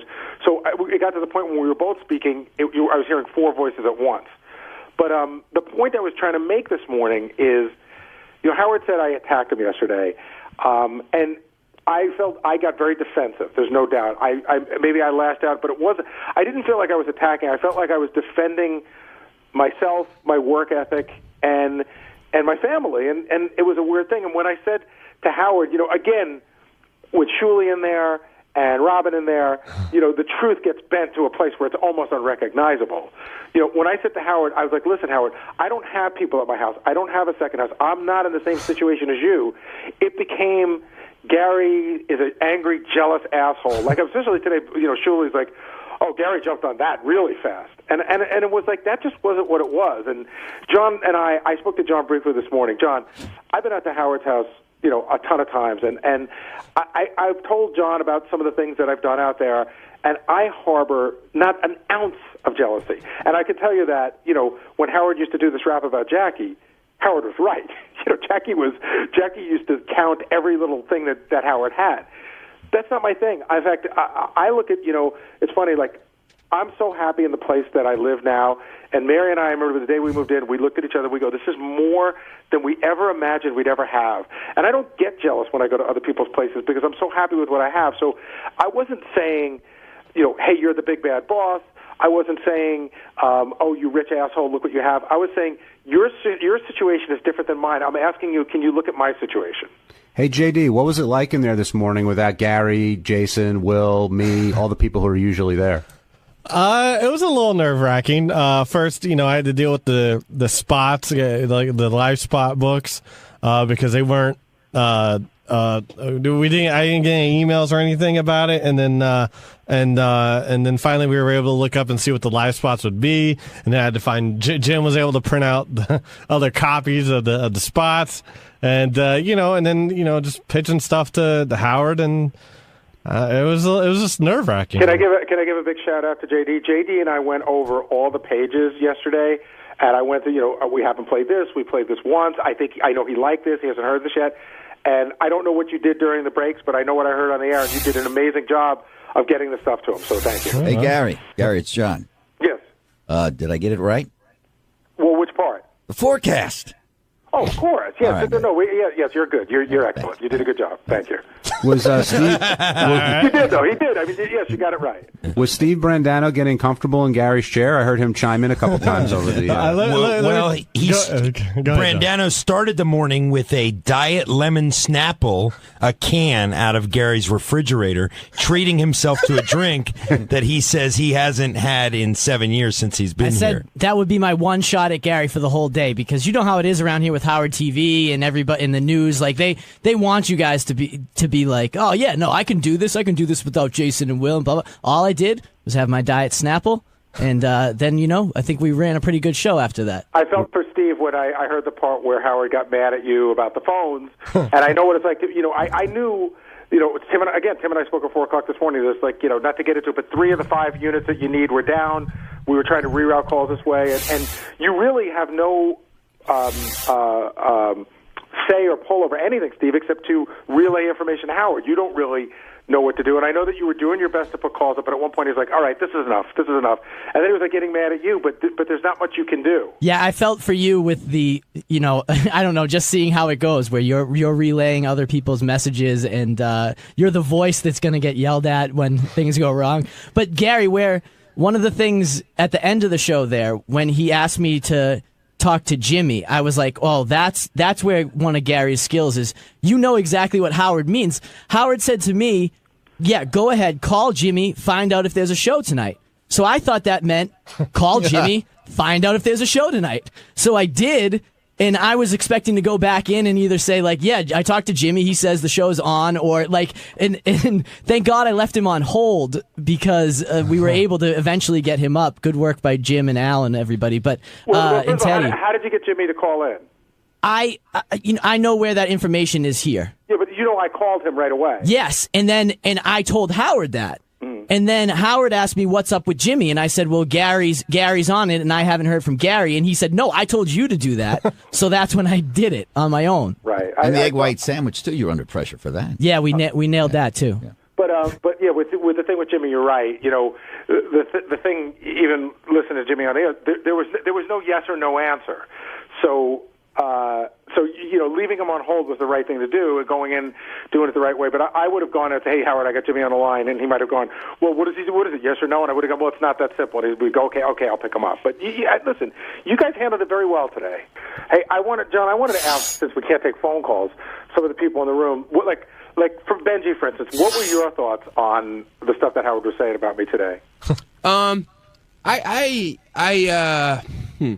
was like comparing it to like I guess I was a little feeling pissed off about the shit you guys give me when I've been late a couple times. Like I totally understand it because like your house is like a fucking like a $1 million wallet just sitting there exposed if you're not there to protect it. So I understand your feelings, but Benji, I would say that it was less. I wouldn't say it wasn't. There was nothing about my house, but it was more about my family than it was about my house. What I didn't understand. Listen, I don't really care. It's like it's not that big of a deal, but I don't have anger about it. I think it's between you and Howard if Howard has anger about it. Like I don't have any anger about it. No, but if you, I didn't understand the whole thing. Like why not just bring them into the city if it's about protecting like Mary and Lucas? Well, because it's all. Can you hear me? Yeah. It's all of those things together, and I say this to you not in an insulting way, but you never owned a home, and if you did, you wouldn't walk. No, that's why I said like to me that's scary as fuck. Just like I don't like to. It's like leaving a wallet out. Well, it's not just it's not like it's a wallet. No, I said like $1 million wallet. But I mean, yeah, you wouldn't like imagine if a wire came down, right? Okay, so this happened a month and a half ago. A wire came down at the house across the street in the brush, and it started a brush fire. Now we got the fire department here. It was a bright sunny day. We got the fire department here pretty quickly, and they were able to put it out.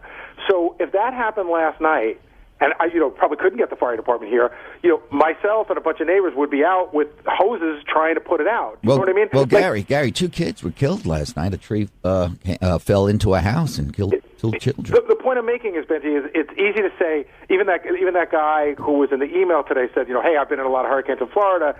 I don't have insurance, and so I had to stay with my house, which I don't understand that part either. Because just because I have insurance doesn't mean that you should walk away from it, because, like I said, something small like that could happen that you could take care of, and I should not be here, so the whole house should burn down? That's originally why I said it. To me, it'd be like leaving a $1 million wallet exposed. Gary, do you regret not going in today? Do you regret anything really over the past 2 days?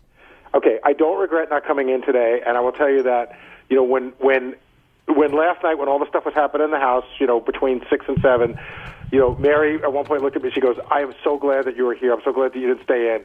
And this morning, she got up at about 7:30, and she could tell that I was visibly upset. She could tell that I was just upset. She said, "What happened?" I said, "It's yesterday, like times 100, and today I don't believe is kidding." I should point that out. Like a lot of people hit me yesterday and said, "Hey, I thought Howard was kidding. It was just a bit for the show." But I think today there was no mistake. There was no joke involved. And I told Mary, I said, I'm just getting hammered today. It's, I'm a disloyal scumbag. And she looked at me, and these big tears welled up in her eyes, and she said, "You know what? Nobody can tell you any differently. You did the right thing." So I didn't need her to tell me that, but it was great to hear. On Wednesday's wrap-up show, it was all about the hurricane, how everyone was responding to Howard and Robin wondering where the dependable people were. Ross Zapin thought Jason would take advantage of the opportunity. Richard was upset. A lot of people were upset. Tempers and tension running high, which makes for a good wrap-up.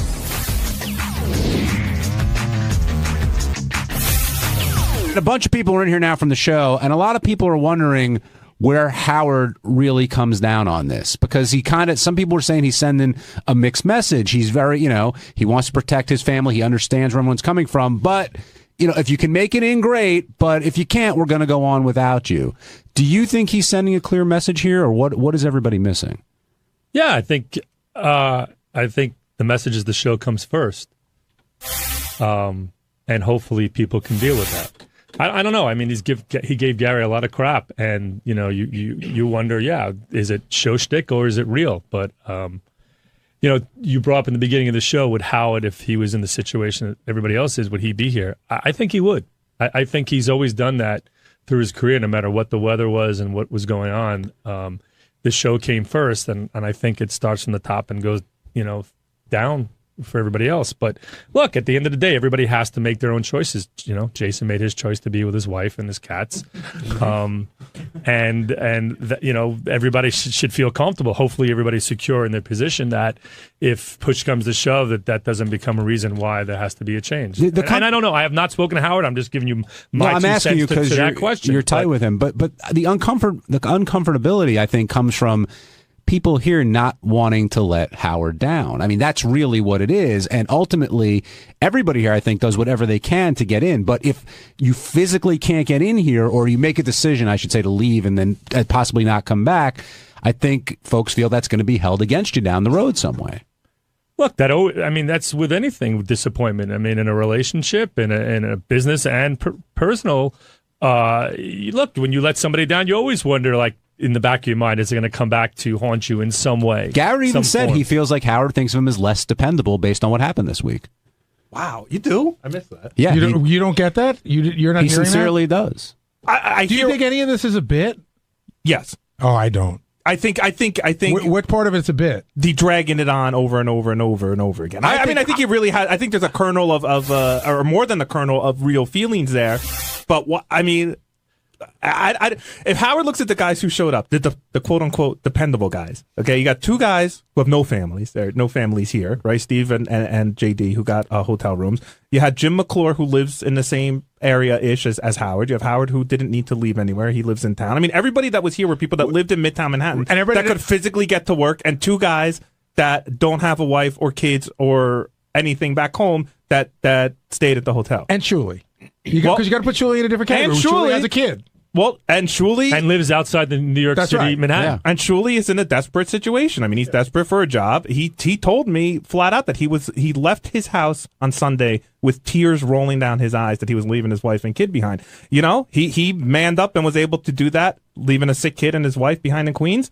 You and I and Will made a different decision. Yeah, I want to put one more thing in perspective, because I really don't want to dwell on the subject, but I want to put something in perspective. You know, the storm, by the time we got up Tuesday morning, the storm had sort of passed. But the feeling was when I left my house on Sunday night with a bag packed, because I had not made the decision whether I was staying in or not, was that if you stayed in on Monday after 1 o'clock, the odds of you getting home before Wednesday were slim and none. That's right. That's why everyone's in such a rush to get out of here Monday after the show. It wasn't just like a couple of hours to go home and you could have come back. It was you were going to leave your family and your home for a good 48 hours. Yeah, if you could go back, would you change? Did you make a mistake, or do you stand by your decision? I stand by my decision. And one other point, going back to, you should always remember those shows and those times that Howard says, Gary's the best parent on this show. So I think, shtick and real life, I think you may get the benefit of the doubt, like deep down, he knows that your family's coming first. I just see DePace over your shoulder laughing at that statement, by the way. No, but I'm not opposed. In other words, what Ross is saying, whether I'm the best or not, because that's what bothers Scott. I'm not opposed. Sorry, I don't want to get in the middle of this one now. I can already answer this. I know Scott well enough. What Ross is saying is, to say I care about my family, I'm not a poser. I didn't just pull that out for the storm. Right. Jason, on the other hand, and honestly, I think this was your chance to step up. With no one else around, I know I kept joking with Steve calling him Al Haig back there, but this was your chance to be Gary. First of all, to get there when nobody was around, and it was your chance to really step up and show.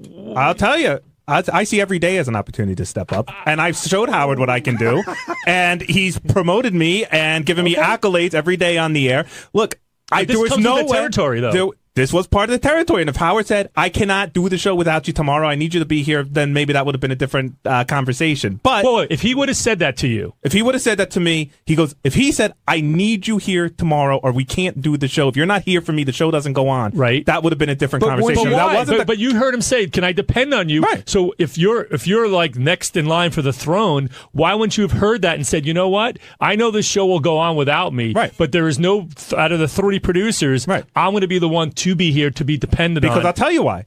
Because he didn't specifically say, Jason, I can't do the show without you. No. Well, listen. Let me. I'll answer all your questions. Okay. Just give me an opportunity to answer. If Howard had said to me, Jason, I literally cannot do the show without you, and I need you to be here. I'm not saying I definitely would have been here, but it would have been maybe a longer, more serious talk. My wife was not coming into the city. We were not leaving our house. I was not leaving my wife alone in an apartment with no electricity during the biggest... Hold on, can I finish my statement? During the biggest storm. Not just to protect her, but for me too. That's why I wanted to be around. I didn't want to be in a hotel. You could have brought her into the city. No, I couldn't. Hold on a second. Why? No, I couldn't. And I'll tell you why. Tim and Howard keep screaming hotel rooms. I would have had to bring my wife, our dog, our 2 cats, to share a hotel room with Will, his wife, and his baby. Now, I'm not doing it. I'm sure they would come on and do it. No, Will wasn't staying No, here. hold on a second. Nobody knew who was staying where. I And was Tim- told I had Tim to did share a put it- room with Will. Tim did put it out. In fact, it was really funny because he said, you guys are bunking together. Who's bunking? And I sent out the note. I don't know And I was that. almost going to say, like, oh, John and I have to stay together. So here's the You know deal. what I mean? Will wanted to keep his family together. Then Will and Tracy and Owen would have had to come up into the city to share a room with me and my wife and my dog and 2 cats. And quite frankly, no, I'll be very honest. It was not worth it to come in to do a 4-hour radio show in the middle of a hurricane. But it was Monday, not. that's different. Will was not coming in Monday. He was not going to stay in the hotel because the kid and all the deals. So Well, he came why in Monday night would you not have went to the hotel? No, we both came in Monday. No, the I know, discussion Scott's asking, what was the determination that made you leave on Monday? knowing Because what you could have just the room said. to yourself. Oh, no. I didn't know I could for sure have the room. Will and I left together. I wasn't for sure I could have a room for myself, and at that point it was way too late. It was late. We left at 12:30 to get back to Hoboken, get packed, get everyone over honestly, there. If you had if you knew you had your own hotel room, you would have stayed in the And city? his wife and his cat. If I knew I had my own hotel room, it would have been a much more easier conversation to go, hey, maybe we can move everybody in here. Did you ever? That was not the Did you option ever think of presented going to to me. Tim and say, "Hey, look, I'd be open to having a discussion that if I can get my own room so I can have my wife and my cat and I don't know if you said dog, then is it worth the discussion that I can have that so I can be here for the show?" Tim talked to I'm me- sure Tim would have found a room for you. Or would he have didn't been have that discussion but with me. looking back, or with Gary or Jace, with Steve. Looking back, would have been Or, I worth mean, it not for you Steve. to say to yourself, "Hey, I'll just get a fucking hotel room and I'll shine that day." No, trust No, me. he made for the somebody decision. for somebody who's constantly being accused of being a kiss ass, my answer is very consistent here, regardless of whether Howard or Robin are mad or not mad at it. Nobody was coming into the city. The city was a more dangerous place to be than where I was staying. I was in a very high point in Hoboken. Hoboken is a disaster area, except in a 3-block radius around my house. And I wasn't going to leave my wife there by herself. And I wasn't going to be separated from my wife during the middle of that storm when the power goes out and everything. And if I had internet access and I could see what was happening in Hoboken, because I just saw the pictures today, I'd be my heart would be ripped out of the chest. I couldn't do it. Maybe Shuli's got a stronger constitution than me. I don't know what to say. He wants it more. I don't know what to say. Well, hold on. Let's move off this because Richard's here. I will get back to it. But Richard, of Doug, Gary, Scott Salem, everybody, it seemed like Howard said he was most disappointed in you. And you try to explain the rain and how you were dealing with that, but Robin and Howard really didn't seem to really want to hear that. Well, he seems like he's disappointed in me a lot of times, whether I'm here or not. By the way, so. I think if you got me, Doug, Richard, and Scott in here, each one of us would individually tell you that we thought he was most disappointed in us. Well, hold on a second. I would say me, Doug would say Doug, Richard would say Richard, and Scott would say Scott. But see, I don't think he was most disappointed in me because I think he thinks I'm kind of retarded anyway. So I don't think he was surprised. Well, Robin really lit into you today. She was fired up from the get-go, but you in particular felt the wrath. Why do you think that was? I don't know. I said the wrong thing and made her angry. And Well, that was what I wanted to. that's why I planned. I'm sorry, Gary. I planned on just going and say, "Okay, I'm sorry. I'm not going to argue." I tried a little bit to defend myself, and it backfired. But I was going to sort of get into that, shifting gears a little bit. You know, early on, Robin asked Howard at like 6:05, what about Gary? And he goes, you know what? It's enough, whatever. And Robin seemed to want to talk about it more than when Doug came in, they spoke about it. But Robin, I would say, seemed angrier about it than Howard. I agree. Even to the point where she said, you should hear what I say about these people off the air. Well, Robin has Jim said McClure, about, call in. Robin has said about me before, and I'll never forget this. She said one time, nobody would care if I died. Wow. And so it's like I'm not. I'm used to being ripped into by her. But the thing that was getting lost there was, she was saying whether, why would you leave your family in a dangerous place? And I would say that's not the same situation. I didn't leave my family in a place where they could die. I left them in a place where there was some danger going on. I didn't think they were going to die. Protect them. Where I could protect them, but Robin was just so angry. A lot of venom, just venom. And she does not see that money does play a part in this. Like, us wanting to protect our houses is very important to us. Maybe it's not to her. Maybe she's got enough money to. Yeah, why not? Let's replace let it get washed out to sea. She'll just buy another one. Well, they kept saying to me that all my stuff is junk. What does it matter? And by the way, because Robin really, I don't think she understands what relationships are like, considering she hasn't really been in a real relationship in a long time. So let me explain something about what it means to protect your family. No, I couldn't do anything if a tree crashed through my roof. Okay, I couldn't do anything. What I could do is be there and hold my wife's hand when the power went out, and to be the guy that says everything's going to be fine when I knew everything might not be fine. Robin has a lot of opinions about how people should protect or not protect their loved ones. You know what, Robin? Why don't you find a loved one, and then you can tell us how to protect her. All right, Jason, calm down. But he's got some venom in it too. But I said this on the air yesterday. I'm going to say it again. There's a period of time during the storm where you could hear a tree snap in the front yard, where the lights flickered off and on, where I heard pop, pop, pop, because the modules on my computer lighting blew up and started smoking, and Mary wanted to call the fire department. And exactly what Jason just said is what I was there for. Man. Okay? They were never in any danger, but I think had I not been there, I was doing a lot of things that I knew I could look at it and go, I think this is what it is. She couldn't. And so she wanted to call the fire department. I'm thinking, call the fire department. This is the last fucking place they're coming. Right. There's an actual fire going on down the block. So what I could do is comfort her, and that's what I was there for. She kept saying, why would you stay home? Why would you stay home? If it's so dangerous, why would you stay home? Where else is everyone going? Everything it said that if you're not in a flood zone or an evacuation zone, the safest place is at home. No, but her and you point, stay with your family. But yeah, Doug, why weren't you in? She questions, and what are you going to do for your family? Well, when the power goes out and I have two little kids who are scared shit, you need a parent for each of them. If they need, you don't want them running around the house.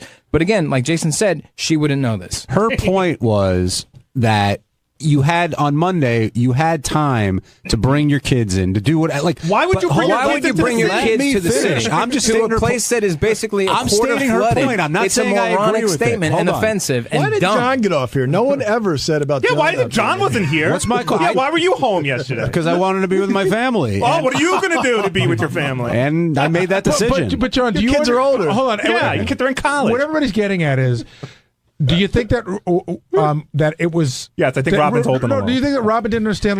Do you understand why you wanted to be in your home? Do I understand? Yes. The point. So why do you think she did? Pretty clearly, no.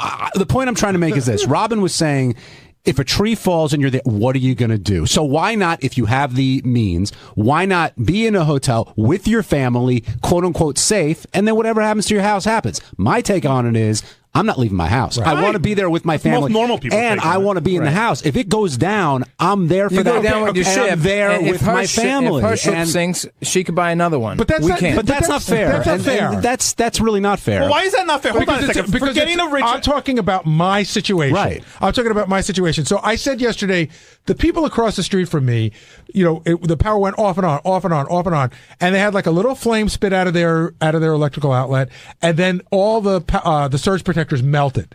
Now, if that could have turned into a small fire. Yeah, if absolutely. I wasn't home, my house would burn down. If I am home, I have a way to put that fire out. That is a perfect example of why I wanted to stay home. Well, I kept water from getting into my apartment. It would have ruined everything in our living room and our bedroom. Oh, but your stuff is stupid. But let's say, like, but it's my stupid. But let's say you're sitting in your house, you're with your family, you know the decision you've made, and nothing, very little happens. Do you then regret that decision? And the answer is absolutely not. That's all hindsight. There's let Robin go take a ride around Jersey or somewhere. And again, I feel for her because her house is probably destroyed. She told me that she always wanted. She told me she always wanted bay and ocean views, and she's pretty sure she has both now. Yeah, I think it probably is. But can I just the point I was trying to make before, because I lost my train of thought, was at the end of the day, especially from Robin. I can't say this about Howard, but from Robin, I think she was trying to paint us as a bunch of people who were looking for any opportunity to take a free day off, and I don't think that represents any person in this room. Absolutely not. And I worked at home too. And Howard was saying, I "What did you do?" I did work at home that made it onto the air Monday and Tuesday. I got up at 4 a.m. yesterday. I logged the show until my app and phone ran out of power, and that log is now in our database. But we've worked. I've worked with people who are like, I've worked with people who have used everything from religious holidays you've never heard of, like All Saints Day, like Scott Salem. Well, but even other than that, I've worked with people in other jobs who have used lots of crazy excuses to get days off. We don't get that here. No. Right? We don't get that here. Well, how about I said, John, you worked on. I mean, you're not super religious, but you worked on a pretty holy holiday that you would have taken off, right? Today is a religious holiday for me, Right. Halloween, and I'm here. We were hitting Robin a little bit there, but Jason was. Well, I think some of. But is that anger misplaced? Like, Doug, you went in there today. You weren't pissed at Robin. You were pissed at Howard. I was annoyed at the whole situation. I just felt I was attacked because I passed on and followed directions given directly to me by the company. And the plan was to not send anyone in. No one could go in was the mandate. I fought it, and they were comfortable with 3 guys, or it was more if there were more in New York, who can come in. So I got the show up and running. And we didn't cut a daily show. We have no power. We have our servers down. So I couldn't do anything differently than if I was here or at home. I listened to the show. I took notes. I know what we're doing. Nick was at home logging the show. So everything sort of happened remotely, and I made it happen. But no, I get the shit kicked out of me because it's more fun. I get it. I don't know if it was a bid. I sort of felt like Gary, like it became genuine feelings. And it was like fury. I'm glad I didn't call in yesterday. Thank God, because I was on fire yesterday. But by the end of the segment today, I sounded like Jason. you were apologizing. You were because it's like I think he had a little bit of a flip where he was sort of apologizing back to everyone, saying I think he sort of flip flopped a little. Yeah, well, good. Well, it is. I counterpoint might hurt then. Monday, I listened to the show from home, and there's nothing as frustrating as hearing Howard talking about you. Oh, my God. No, that's not right. Well, that was that crappy phone call I made yesterday. The line was so bad, and I was trying to talk to Howard. Oh, it's even worse, I think. It was worse. But we should talk about, because Scott DePace and I were just talking about this a little bit.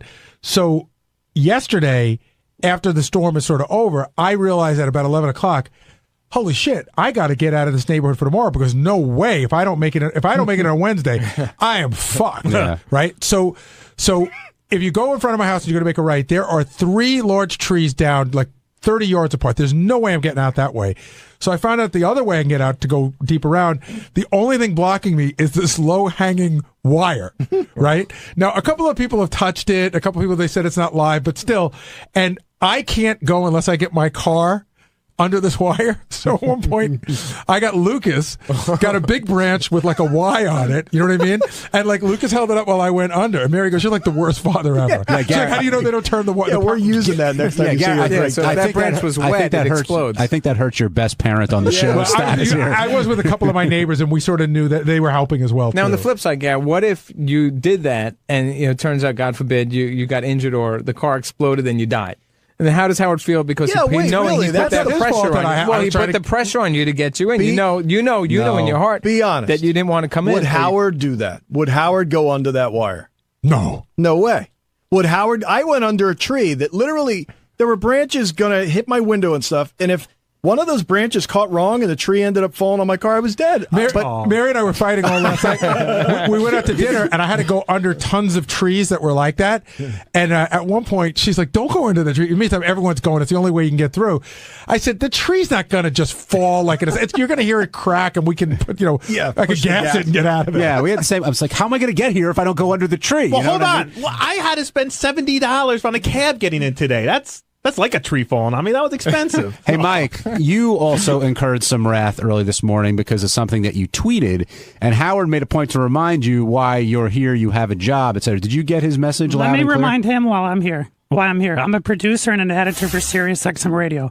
When it comes to raises, when it comes to anything to do, that he should be involved in, we work for Sirius. We don't work for Howard. Mike, I'm going to help you here. Seriously, I think you're a good guy.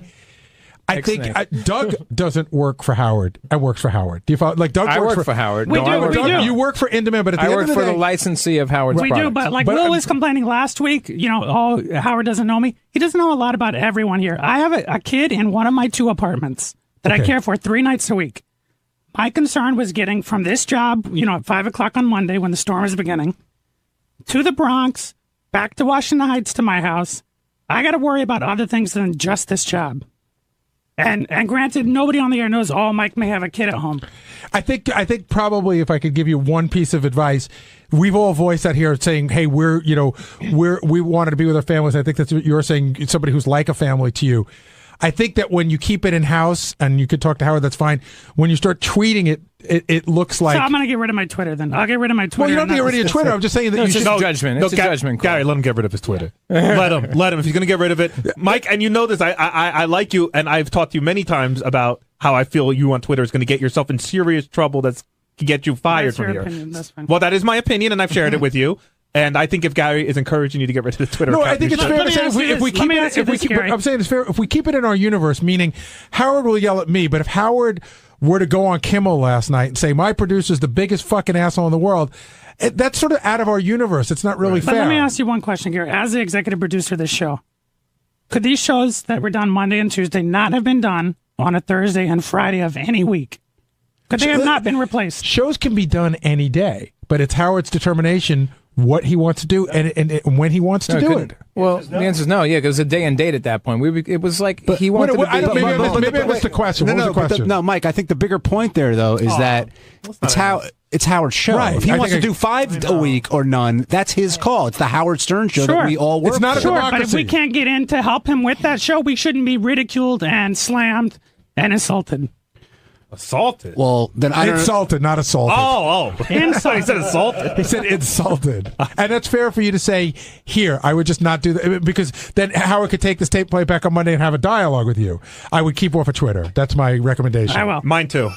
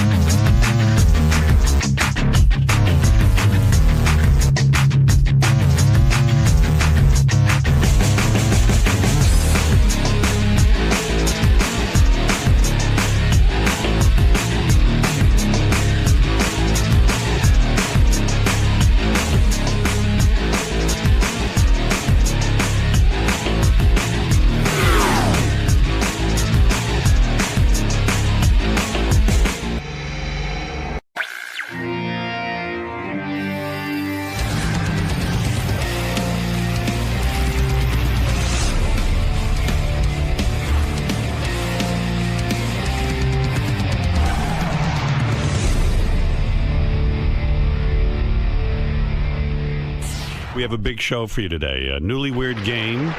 Yeah, listen to who's competing. Sal and Christine. Uh-huh. You know, Sal Gubinale and Christine Gubinale.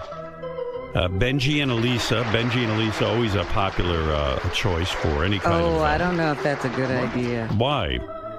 Why? I love when those two Benji's go so at it. obtuse. Is he really going to play the game? Yeah, or is he I gonna think be he trying will. to be sticky? Ronnie and Stephanie. Everyone loves to hear from Ronnie's young Excellent, girlfriend. This is like a 30-year spread there. What is the actual years spread? Well, I think she's 29, he's 63. 33-year spread. 33-year spread. Hey, so what? I'm a big star now. Ronnie's block Sounds party. right to me. There's snow on the roof, but there's fire in my dick. Go! The weekend is over. Yes, sir. The weekend is over. Now it is About to start a new day. with some newly weird. Newly weird game with Elisa, Christine, and Stephanie. Good morning, ladies. Morning. How are you today, Stephanie? I'm good. How are you? Good, thank you. And Christine? Good. Good to see you. You too. How are you feeling about today's contest? Right this way. Missing one. Oh. How am I feeling? Tired. A little early for me. Okay. I'm okay. I mean, it's only a couple more hours that I didn't get to sleep, but it should be all right. Okay. I'm pumped. Okay. Elisa, welcome back. Thank you. I'm I happy see. I'm not singing. Let's just put it that way. Hula hoops in tow. Just in case I have to sing. I have this I like it. to cover up the bad singing. Or, So, ladies, I have to ask, are any of you worried about today's competition and what it might reveal about your relationships? Not really. Really? I feel I was quizzing Ronnie, so I am more prepared for it. Yeah, it's gonna be that one question that we didn't think of. But I think you'll have fun today. I hope so. Hello, everybody. We did not practice, so I just want to put that out there now. I don't know the favorite color. I can't you remember don't? what you put in your coffee. See, I know all those things. I I know was none of thinking the them. more dirty questions were like, what's your favorite sex position? What's the best thing that I do for you? And We were trying to go with You that. don't know my answer will be no comment. I know that. Which I already pre-warned everybody. Your coffee. So you're ready to go, Christine? I'm ready to go. Oh, yeah. All right, we'll see you in the studio. Yeah, I just have to go. Okay. How about, are you going to say Jon Leiberman again for the Fox thing? No. No, you have another guy picked out? Yeah, we moved on. You're over? It's over with you and John? Over, yeah. That's cute. Ladies, See what you go far. Yeah. best of luck today. Thank you. I know, we're just chit-chatting to ourselves. And have fun. Let yourselves go. I hope we don't break up after this. That's what I'm hoping. I hope we're still together. We'll be fine. Do you think there's value in having the couples sitting there at first to interview them? I thought so. And have the guys leave? What do you think, Gary? Will thinks so. What? What do you think there's value in just having everyone come in together and sit? I do. We'll talk to them, and then the guys leave. Okay, because I just told them the other way, but I do think there's value that way. Okay, let's do that. Can I just tell you one thing? Yeah. I don't know what goes on with Benji and Lisa, but Benji's wearing a baseball hat that looks like okay on him, and she's like, no, put on the other hat, put on the other hat. So now he put on a hat. It's neon blue, and it says Elisa on it in like another neon color. I don't like they're into the scene is so weird what they they're just into. walked into the bathroom together. Yeah, like they're into such a weird. Like you saw that thing with him yesterday on the organization show, the TV show. Like they're into such a weird scene. I don't even know how to describe them. And then they were making out. They were like, it was crazy. I think they think they're performance artists. They do. And good morning, everybody. Time for a real excitement now. Ladies and gentlemen, give me some nearly weird... Take two. Welcome, couples. Newly Weird game brought to you by my good friends at Playtex. Fresh and sexy intimate wipes. For before and after sex. Don't worry, Sal and Christine. You don't need these. Be clean when it counts. All right, let's meet our couples. Let's find out. Now, this is for $5,000. We're not kidding around here. This could be really, really big. Let's say hello to Mr. Ronald Mund and his beautiful girlfriend, Stephanie. Stephanie, welcome. Thank you. Good morning. Do you think you and Ronnie will win? Do you know each other really well? I think we will. I have confidence, so we'll win. Okay. We're going to take it. It's funny, as I look at the panel, and I think everyone has said this, like, these are three really beautiful women who do not look like they belong with these men do not look like they belong with these women. It's really... They all look like kidnapped victims. Yeah. It really is weird. Like, really, three really incredibly attractive. I don't know who's more attractive. I mean, but three of the ugliest guys, right? Stephanie, don't you think you're too good for Ronnie? No. You don't? No, not at all. I mean, at the end of the day, you come home and you go, you're too good for Ronnie. It's Ronnie. It's Ronnie. It's Ronnie. I mean, it's Ronnie. I'm Ronnie, too good for her. You're too good for her, Ronnie? Do you really? It's definitely You're too old for her. You're too something. Ronnie, do you really pay attention to Stephanie? Do you really know her well, or is she just your sex object? No, I know her pretty well, I think. Right. Do you feel confident that you could beat Sal and Christine and Benji and Elisa? We'll see what happens. We're going to see. But you're pretty relaxed about it. The way the game's going to work today, you guys, is that the ladies will sit here. I have 15 questions. You'll answer them. The guys will come back in the room, and then when they come back in the room, we'll see how well you match up. Whoever matches up the most walks away with $5,000 from Fresh and Sexy. Refresh my memory, Stephanie. How did you meet Ronnie again? Where did you meet him?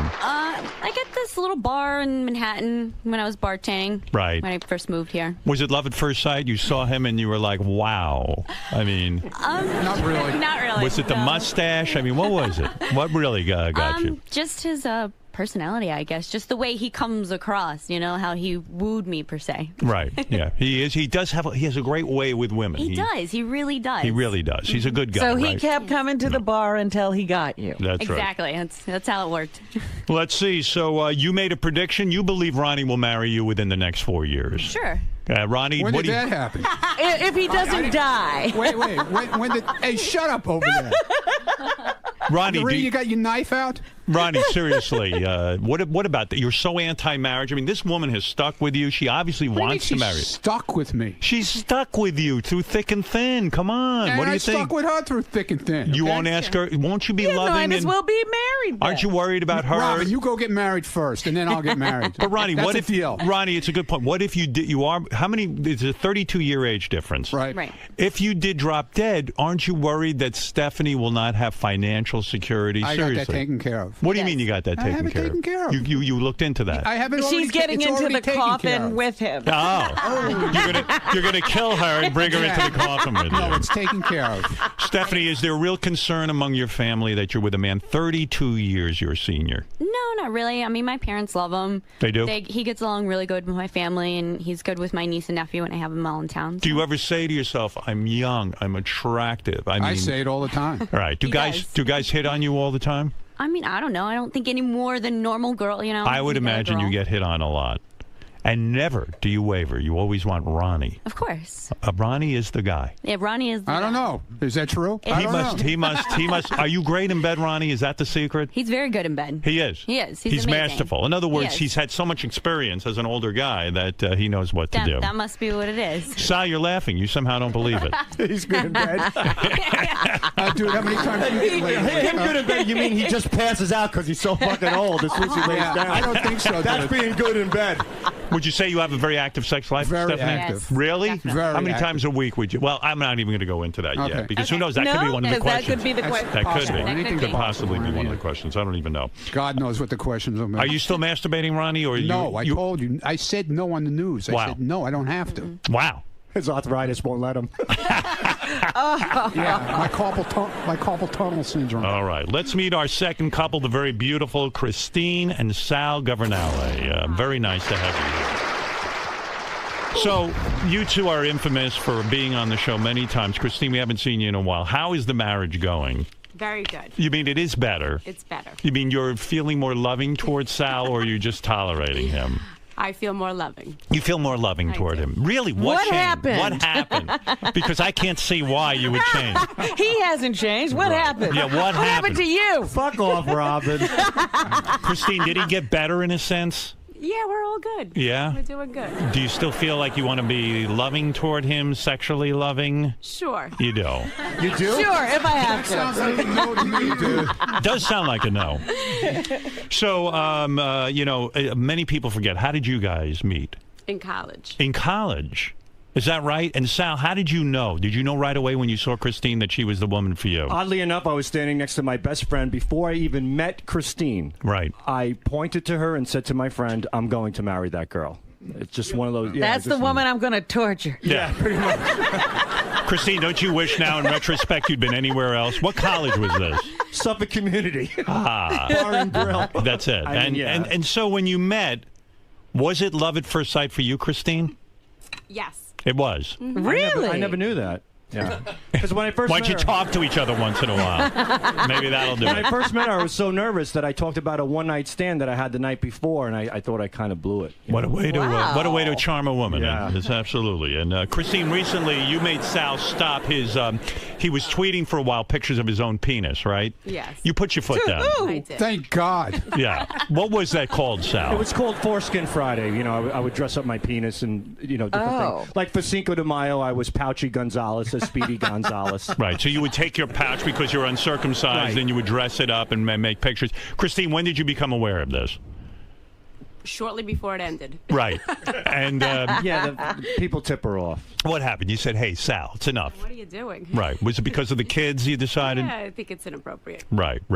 Well, all right. Let's meet our next couple. Christine, do you like Elisa? I always see you rolling your eyes when she talks. I haven't What? talked yet. What are you? Do you guys get along? Do all the girls get along, or are you not into each other? No, I think we get I along. think we get along. You do? I love him. Yeah. Yeah. You love the other women? I do. I just kind of met Christine. She's wonderful. And Right. Stephanie I've met before. She's Benji and both Lisa, beautiful. I don't know if it's a shtick, but the two of you can't keep your hands off each other. You're kissing every minute while I'm talking to the other couples. It's almost so in love with Benji. really, you really are. I'm very into him today. Today, because it today? changes from day to day. He's like a politician. He had great sex with me last night. I don't know if it's because of this game. What makes great sex? Slow. He was slow. I usually he did go too fast. foreplay. He usually goes right into the vagina. Last night he he was very Describe the perfect night with Benji sexually. In other words, he kisses you for a long time and plays with your breasts? Yes, he plays with my body parts before my vagina. That's the best night that it could be. Did you know about that? Well, you know what? Some women, Isn't that normal? some the way women, you're supposed to? some women don't want that. Some women want wham bam, right, Christine? No, Sometimes you want it to be over really fast, right? Who would want that? She doesn't want it to start, Howard. Stephanie, you like a little foreplay? Come on. Of course. Yeah. Oh, Ronnie's a master. Ronnie, you do foreplay, right? Oh, without a doubt. Ronnie's the master, yeah. Right. Without What a do you doubt. do? What is the special technique, Ronnie, you have with the clitoris? What do you do? Do you know what? The what? He whacks it with his cane. Put it this way: we have to lay a towel out on the bed. What do you mean? Oh, my God. You mean you have because a she's? urinary? You mean because she's so excited? Maybe. Yes. Wow. Is that right? Yeah, it's true. You will ruin the bed because he gets you so turned on. Yeah, and we just bought a brand new mattress, so now we're definitely putting a towel down and everything. Wow, Ronnie must be some kind of magician We in have bed. to put a towel out too, but I get real sweaty. The towel's for you. Elisa, the last time you were here, you had said, and I have tape of it, if I can refresh your memory, you said, Benji, I hate him. Not even I hate him. It was just like, he doesn't do anything for me romantically anymore. You were really kind of down on the relationship. And He you didn't even, stand up for you. And you even said you were going to break up with him. I mean, it was pretty startling. It's not good right now. He's not willing to go on a limb for me. He's not willing to say, oh, I'm going to get up right now. I'm going to sing with you. What you're saying, you know, he's not willing to like go. He's only willing to go so far. He's like afraid. He's like really like a sexual person, but with everybody else, you know, not with me. I just like, I don't even like want to like look at Benji, and he's actually not even going to be able to get in the house. I'm going to lock him out. Locking Benji out. No, I'm going to lock him out. He like doesn't have my back. Yes, we're up and down. He actually broke up with me yesterday. Really? He threatened to move out, and he wants to move out. He wants to get as far away from me as possible. But then we had sex, and it was so good. So I can't read him. It's hard. What's going on, Benji? I don't know. I really don't know. What? I love Elisa very much, but why did you break up with me yesterday? Because we of the got in a YouTube bad video? habit when we get in arguments that I break up. I see. And you say, hey, I've had enough. And I love her, and I'm really committed to her. So why'd you break up with me? I mean, really. She's so beautiful. So her personality must be bad if you're breaking up with her, right? I mean, what could be the reason? It's I not feel your like looks. that's my strong suit, my personality. I don't know. Well, then what is it? Why can't you get along with her? No, it's me. I'm not easy. Do you think I'm easy to get along with? Well, I mean, you want to be with Can other you women. imagine living with me? No. I mean, terrible. Right. It really is. So he made love to you and everything changed. It was so good. He really tried last night. He really put in an effort. Like, it was Cunnilingus involved? Yes. Yeah. And other things like that, but in other places, whatever. Oh, he put his tongue up your ass. For the first time. No, I did. It was up there. He doesn't know the difference. She must use fresh and sexy. He doesn't know the difference between parts. He Well, it doesn't was know. all great. Wow. He did it because of this game, I'm telling you. And you liked that? I liked it. You liked it? It was good. Wow. Good for you. Sounds like, when am I going to be doing anything? I like just a kiss on the cheek. You just want to get a kiss. Yeah, maybe a handshake. Yeah. Ronnie, you're big into that too. Oral sex is your masterpiece, right? I mean, you know how to do that, right? Yeah, pretty good. Yeah, and you don't mind putting your tongue up Stephanie's ass. Hey, I don't mind either. Do what you got to do. Do what you got to do, man. Stephanie, you enjoy that? Yeah, I mean, it's fine. I'm looking at Gina over there. She looks like she's going to vomit. Well, listen, Elisa, so the sex last night was good between you and Benji, and would you say keep saying he's going to marry you? I don't see evidence of His that. whole family wants me, like his family, his sister, Robin, right? His cousin. They're all trying to get him to marry me and propose to me, and he just won't do it. What is the problem, really? Yeah, Benji. What's the problem? It might happen. I think it's likely to happen. At this What do I have to do? Seriously, what? Yeah, what does she have to do? Let's be honest. Win this game. If she wins the game, you'll marry her? Today? Right now? Here? You will? I would want to plan out the wedding. No, don't worry about that part. Just worry about the proposal. We'll see. I have this ring. I love you. So if we win, is that something? Is that enough? Really? It's points towards it. We better win. Okay. If you win, will you marry Elisa? Wow. I'm so excited. Point You'll blank. have $5,000. Let's get to the game. Yeah. I don't want to propose to her here. No, Why I not? understand. What's the difference where it is? Will you Benji? propose to Elisa if you win the game? Can we get married right here? What? All right, so you're not committing. Yeah, I am committed. You're so weird. Why not? What's the difference where it is? What, you think you're going to do better than her? No, You're not. Christine, aren't you shocked how beautiful she is? If I win, if you propose, I'll give you my money. Really? I already made a deal with Christina. Why not? She takes all of mine. What's the difference? And I need to Stephanie. get married right now. Yeah. You Why? could be my bridesmaid, Christina, and Stephanie too. You could both get lost together. Ronnie, what about you? Will you marry Stephanie if you win the game? No.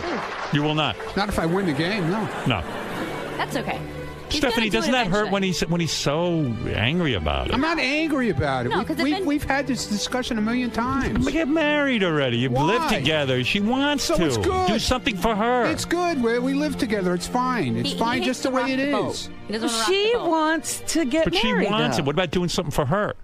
I've done plenty for her. What have you done? A lot. Don't What? worry about it. Yeah, what have you done for her? I've done plenty for her. Well, you put the towel down at least. No, I make her do that. All right. Now it's time to find out which couple knows each other the best. Will it be Ronnie and Stephanie? Will it be Sal and Christine? Will it be Benji and Elisa?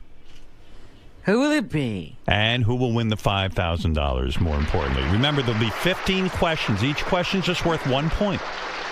Every time you get one right, you get another point added.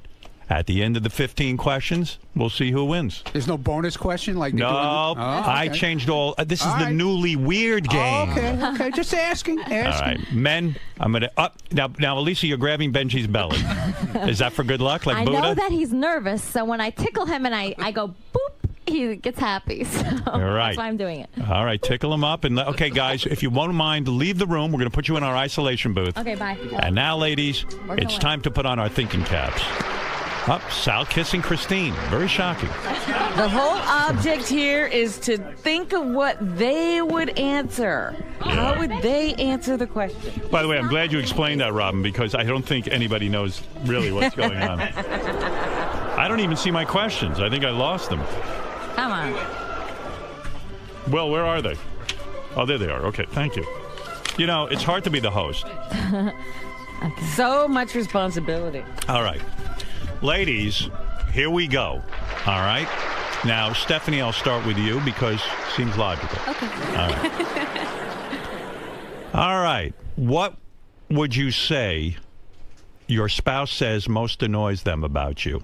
Think about this. What would your spouse say most annoys him about you? Like when he talks and I don't hear him, and I have to repeatedly go, what? Like, what'd you say? All right. Let's go to Christine. Come on. What would your spouse say most annoys him about you? I nag. You nag. You're a nagger? I don't think so. I have to repeat myself, so maybe that's nagging in his eyes. Has he ever called you the N-word, nagger? I'm sure at some point. All right. Let's go to Elisa. What would your spouse say most annoys him about you? I throw away his papers and his little receipts on his table, and he gets very angry at that. Why do you do that? I mean, that's important. They're everywhere. The receipts and jokes and papers and everything, and they're just all over my apartment. You like to keep things clean and neat. I'm a neat freak, and it's very messy. All right, Stephanie, let's buzz through it. What color are Ronnie's eyes? Brown. Let's go to Christine. What color are Sal's eyes? Brown. And let's go to Elisa. Beautiful baby blue. Beautiful baby Just blue, though. Okay, here we go. Stephanie, if you could change one thing about Ronnie, what would you change? His temper? His temper. Does he blow up at you a lot? Yeah, every once in a while, like nonsense. What's the last thing you did that he really got angry about? I made him go to the store with me in Yonkers. And we got a little lost because the address I put into the GPS wasn't the real address. So we were like in downtown Yonkers, and we were supposed to be like on the other side of town, and he just kind of like lost his shit because of that. You know what's weird about that too? I bet when you were first going out, Yes. he wouldn't have lost his shit about that. Everything would have been fine. Yeah, you know I'm what I sure. mean? That would have been cute. Yeah, that would have been cute. Oh, don't worry about it, honey. I'm in control. Because it was the idea of just spending time together. Right. Who cared if you were lost? You were in love. It was sexy. It was exciting to be in the car together, right? But then we're talking about Ronnie, so he probably still would have lost his shit in the beginning too. Yeah, maybe you're right. He is no fun. Yeah, What are you you doing can't with tell him? He is no fun. let's go to Christine. If you could change one thing about Sal, what would you change? Only pick one, Christine. Everything? You can't say that? So many to choose from. Yeah. I would say sense of direction. Sense of direction. He has... Really? No, he can't get anywhere. That's the one thing you would change? Yeah. All right. And he's going to know that you would say that. Okay. Probably. Wouldn't it be more stuff like he wouldn't show his pouch in public? Or, I mean, okay, I'm not going to change your answer. Elisa, if you could change one thing about Benji, what would you change? He's a big nag. A big Nags nagger. me about everything. Take your vitamins. Take these vitamins. Take 10 vitamins. Go to this therapist. Take this podcast down. Oh, take that picture down. I'm embarrassed of it. He's a nag. He's a very big nag. He's a big nag. You would change that. Okay. Yeah. Stephanie, what is the grossest thing Ronnie does in front of you? It's really gross. I don't even know. Crap. Oh, come on. It's Ronnie. What are you talking about? Every woman gets a little disgusted over something. Not really, because I could say like burping and farting, but I kind of do that in front of him too. So Don't you Dutch oven him? Don't you actually fart underneath the covers and then like lift them on him? I do, but that probably would be the grossest thing that we burp Aren't and you fart afraid? around each other. Aren't you afraid that he's going to get turned off by you? Having that shit smell in bed. No, I think it's funny because who else can you do that with? Like, you're not going to do that in public with your friends or anything else. Like, so is your we're that answer close. farting in front of each other? Yeah. Okay, let's go to now. Christine's got to have some kind of answer for this one. What's the grossest thing Sal does in front of you?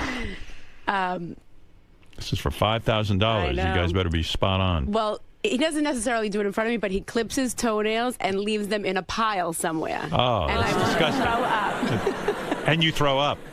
That is gross. Yes. Elisa, what does Benji do? Now, Benji must have some gross things he does in front of you. Other people would think they're gross. I am so turned on by Benji. It's hard to say.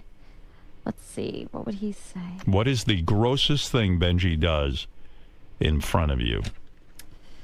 I mean, I just look at him every day and I think he's gross. Yeah, just showing up, man. He's so beautiful. Really? It's hard to say. Are you drugged in any way or no? He does give me a lot of vitamins. I don't know. Let's see. Do you have an answer? He's not gross. All Yeah, right. he's so gross. Do I have to say something so... You have to say something.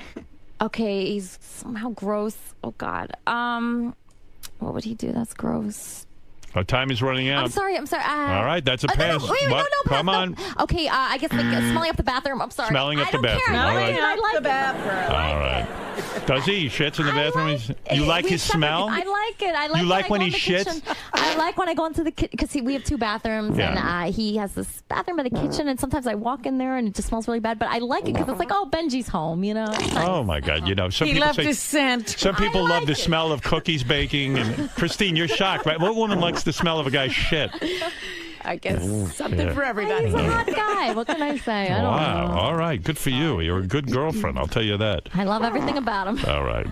Let's go back to Stephanie, who's with Ronnie. What about Ronnie's behavior do you find to be the most embarrassing? What does he do that embarrasses you most? Nothing really. Nothing. Nothing. Like All right. even at his. I'm walk embarrassed by him every day. rate, it doesn't bother me. All right. Okay. Nothing bothers you. Christine, what about your partner's behavior do you find to be most embarrassing? He pretends. Well, he doesn't pretend. People will talk to him. He acts like he's listening. He hasn't heard a word they said. All right. Fair enough. Let's go to Elisa. What about your partner's behavior do you find to be most embarrassing? I guess like when he's supposed to sing and he doesn't sing. Like we're in a band together, he doesn't sing, he refuses. I would think his embarrassing. singing would embarrass you. No, he's a beautiful, wonderful singer, and All he right. sometimes just refuses to do it. Stephanie, what famous person does Ronnie look like? What famous person does your lover think they look? All right, what famous person does Ronnie think he looks like? Who does he say? God. I have no idea. Does he ever say, I look like somebody? No. Does anybody ever say anything to him? No. All right, you have not no Lincoln, idea? Not anything. Yeah. Lincoln? Grandma Moses? Come on. What about that guy with the big mustache? What's his name, Robin? Wild Bill Hickok? Yeah. Sure, we'll do Wild Bill Hickok. Wild Bill Hickok? Okay. Sure. Christine, Custer. Custer. Yeah, I'll say. Them Indians are coming. What famous person does Sal think he looks like, Christine? Well, I don't know if he thinks he looks like it, but a lot of people tell me he looks like Ray Romano. Ray Romano. Okay, I could see that. And Elisa, what about Benji? I'd say Bradley Cooper. All right. Wow. What? Really? I'm telling you, those vitamins are drugs. I'm telling you. Look at his eyes. Look at his actual face. It's You're amazing. not looking at his face. I mean, Check what? it out. These 3 attractive women, and wow, you guys are all hypnotized. All right, let's go to Stephanie. Yes. What's the last thing you did that disappointed your Ronnie? What's the last thing you did that disappointed Ronnie? Last thing I did that disappointed him. Come on, think about it. Come on, girls. This is I for know what it 5,000. was. Do you, Ron? Can you tell me? Let's, Stephanie, come on, no help. I would say probably say if we go out to dinner and I have a few glasses of wine and I just go to bed Right. instead of having sex with him, I just pass out and go So to sleep with passing him. out and not having Yeah. sex. Christine, what's the last thing you did that disappointed Sal? Can I use her answer? Yeah, sure. You pass it. You That's avoid. all the time. I'm sleeping. I mean, from what I understand in past appearances, you avoid sex with Sal as much as you can, right? No comment. It's become an art with you. I'm going with her answer. Are you going with her answer? Okay, Elisa, what about you? What is the last thing you did that disappointed Benji? I think I just spend too much. It's either that or shopping, something, or we had a fight about a joke that I wrote a joke and he didn't. We had gotten into a fight about it. What you going to go with, the joke or the Shoot, or the maybe shopping? spending too much. I Spending think too much money on Yeah, shopping. Does Benji give you an allowance, so to speak? He doesn't want to, but He does. He will give you money and he'll yeah, but say, then he gets mad about it. So it's like, what kind of allowance is that? "What kind of thing did you buy?" I mean, I buy a lot of clothes and stuff like, I have Right. clothes and spas. I love going to spas. Yeah, you want to look hot, right? And you want to. Yeah, I tell him that's how I would be disgusting if I didn't go to the spa. What do you get at the spa? Manicure, pedicure? Manicure, pedicure, facial, hair, The whole thing. massage. I need to be relaxed. When you're dating Benji, you have to be very relaxed. I understand that. You need I a could agree with massage, that. meditation. I think all 3 of you ladies need to be relaxed. I'll be honest with you. Yes, I think all of you should be on those vitamins, whatever he's giving. Stephanie, what aspect of grooming could your partner do better? Gosh, you know what? He does a really good job at like shaving every area that I like him to do. Yeah. So I don't think he could really do any better. What do you have him shave? I have him shave his back and his balls. Really? Yeah. He shaves his back. How does Yes, he shave his own back? I don't know. He's got like I think one of those man groomer thingies. Yeah. He's got a big hairy Those are- back. He does. Yeah, that's He does. gross, right? It is kind of gross. Right. So, is there any aspect of grooming that he could do better? No, I would say he grooms very nicely. All right. He's a clean guy. All right. I'm telling you, you're going to run into trouble with that. Christine, what do you think? Aspect of grooming. Brushing your teeth. He smells, right? His mouth. Brush his teeth. Does sometimes he have duty mouth? I don't like bad breath. And he has it. Sometimes. Yeah, and you say, go brush your teeth. Exactly. Right, all right. Elisa, what aspect of grooming could Benji do better? Benji's absolutely perfect in grooming, but I signed him up for a facial yesterday. I had an appointment for him. Right. And he came and he rejected it, and it was very embarrassing. Why did he reject it? I really don't know. So he could clean his skin better? He could do a facial? He had some dry, his face. flaky skin yesterday, and I had the woman all ready to give him a facial, and he just rejected her. All right. In the interest of time, because this can go on and on and on, I'll give you one more. How's that? Or one or two more. Here we go. If you could change one physical feature of your partner, what would it be? Stephanie, go ahead. Maybe a little weight. He could lose a little weight. He could rip. Yeah, he has no six pack. Yeah, no. All right. Let's go to Christine. I got to go with the obvious, don't I? What? What's the circumcision. Right. Is that disgusting? I see it. It looks like a shriveled piece of bacon. It doesn't bother me, but I know it's a big thing here, so Was he the only uncircumcised guy you've ever been with? yes. Right. Did it freak you out the first time you saw it?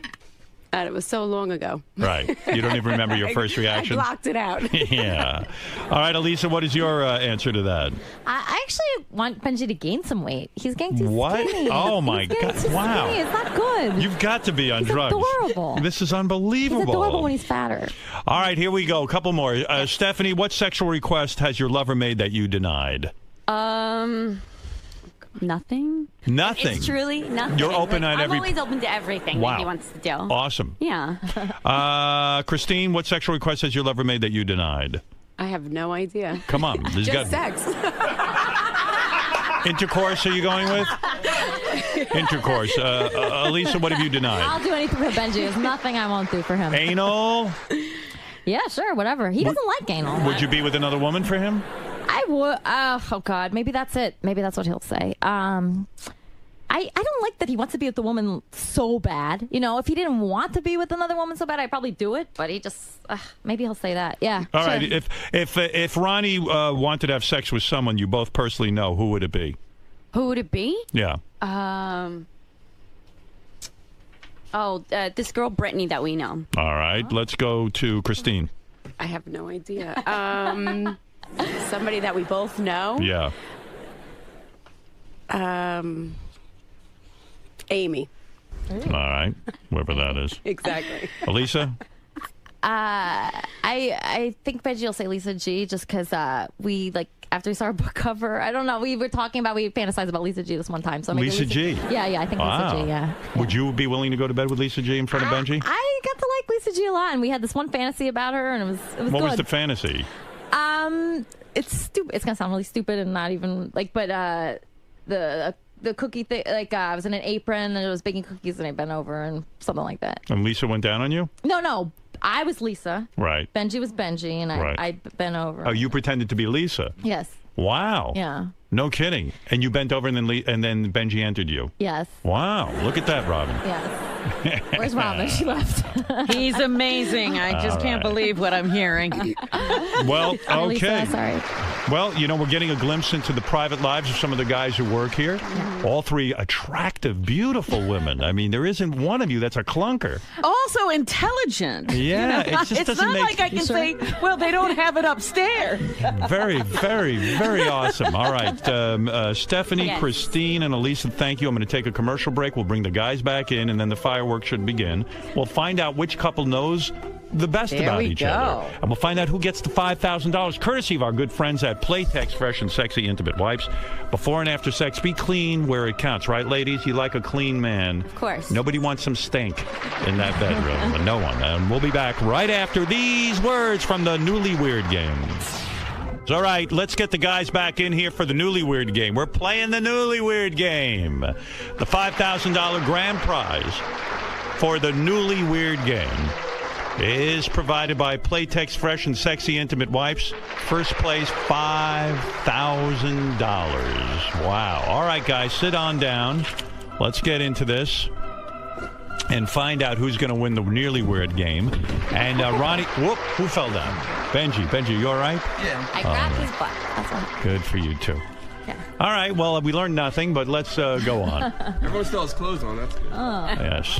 By the way, we're playing with the following contestants: Ronald Mund and Stephanie, Sal and Christine, and Benji and Elisa. Let's find out who's going to win. All right, first question up. Ronnie, here we go. For 1 point. What would your spouse says most annoys them about you? What's the most annoying thing you do, Ronnie? When I don't answer her when she talks to me. Hold up your answer, will you, Stephanie? Because doesn't hear him. I'm going to make that a match. It is a match. Good That's for you. exactly how she described it. Very nice. All right, Sal, same question. On the board, Ronnie. There you go, Ron. I would say my lack of direction. I'm horrible with directions and driving. Christine, hold that up, please. When you nag her, you nag all the time. You're No, nagging. right. Well, you nag him. Oh, Jesus. Yeah, that's right. I'm sorry. No point for Sal. Yep, Sal. Same old story. Benji and Elisa. Benji, how would you answer that question? It's her biggest. What would your spouse say most annoys them about you? Oh, I constantly nag her. Are you a nagger? I mean, are you nagging? Go ahead, hold up the sign. Throw away papers.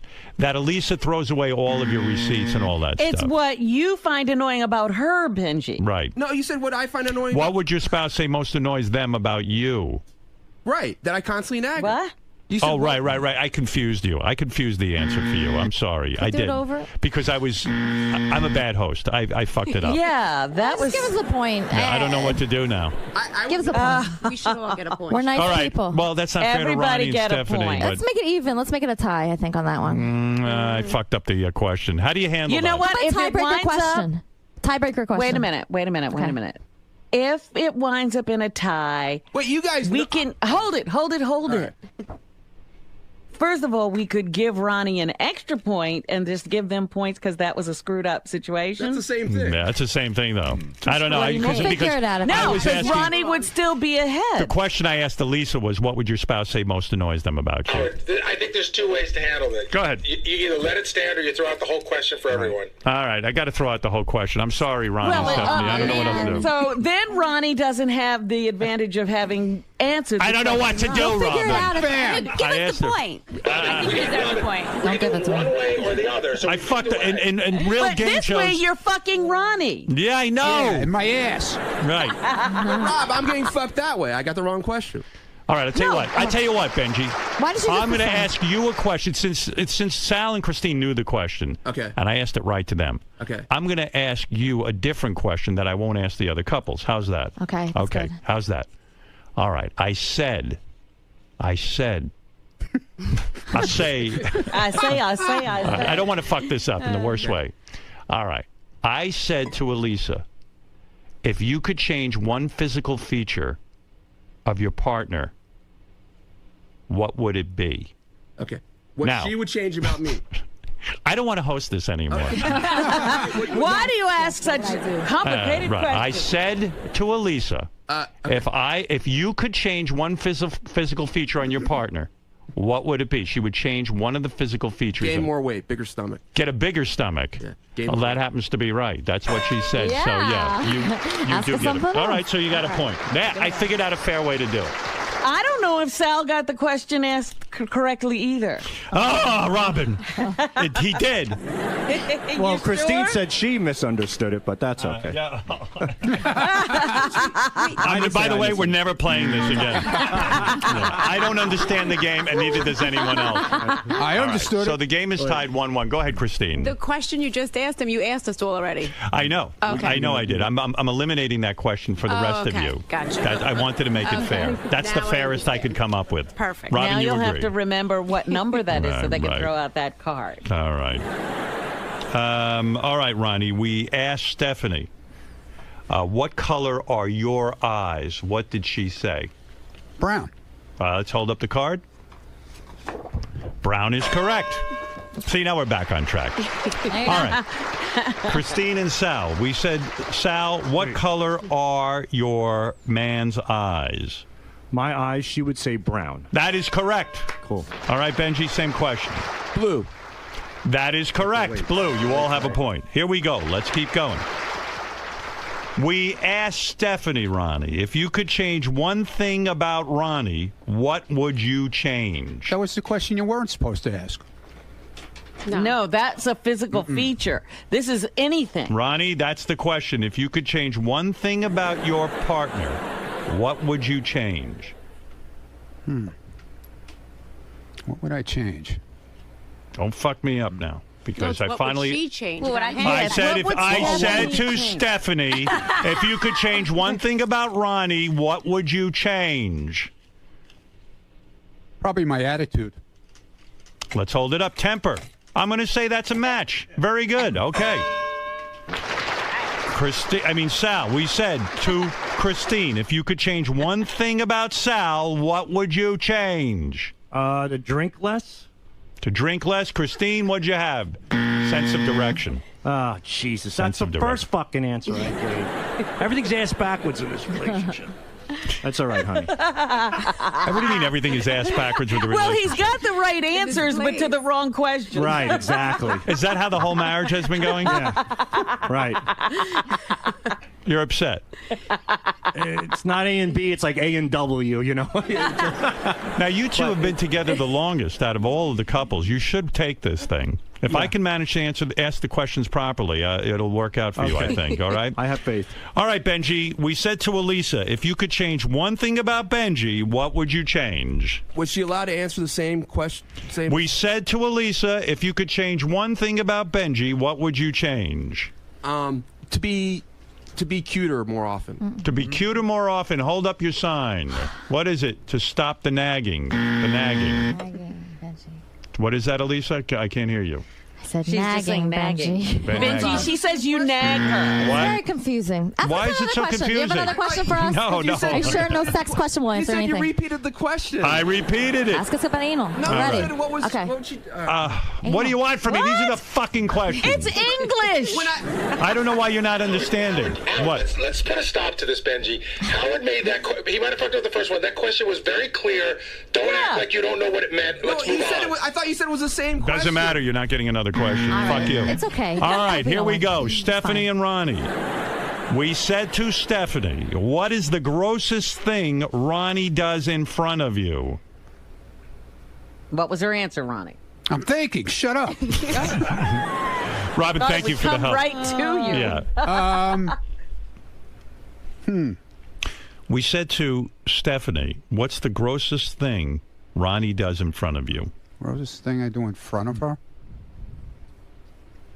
We're running out of time. Probably when I fart in bed.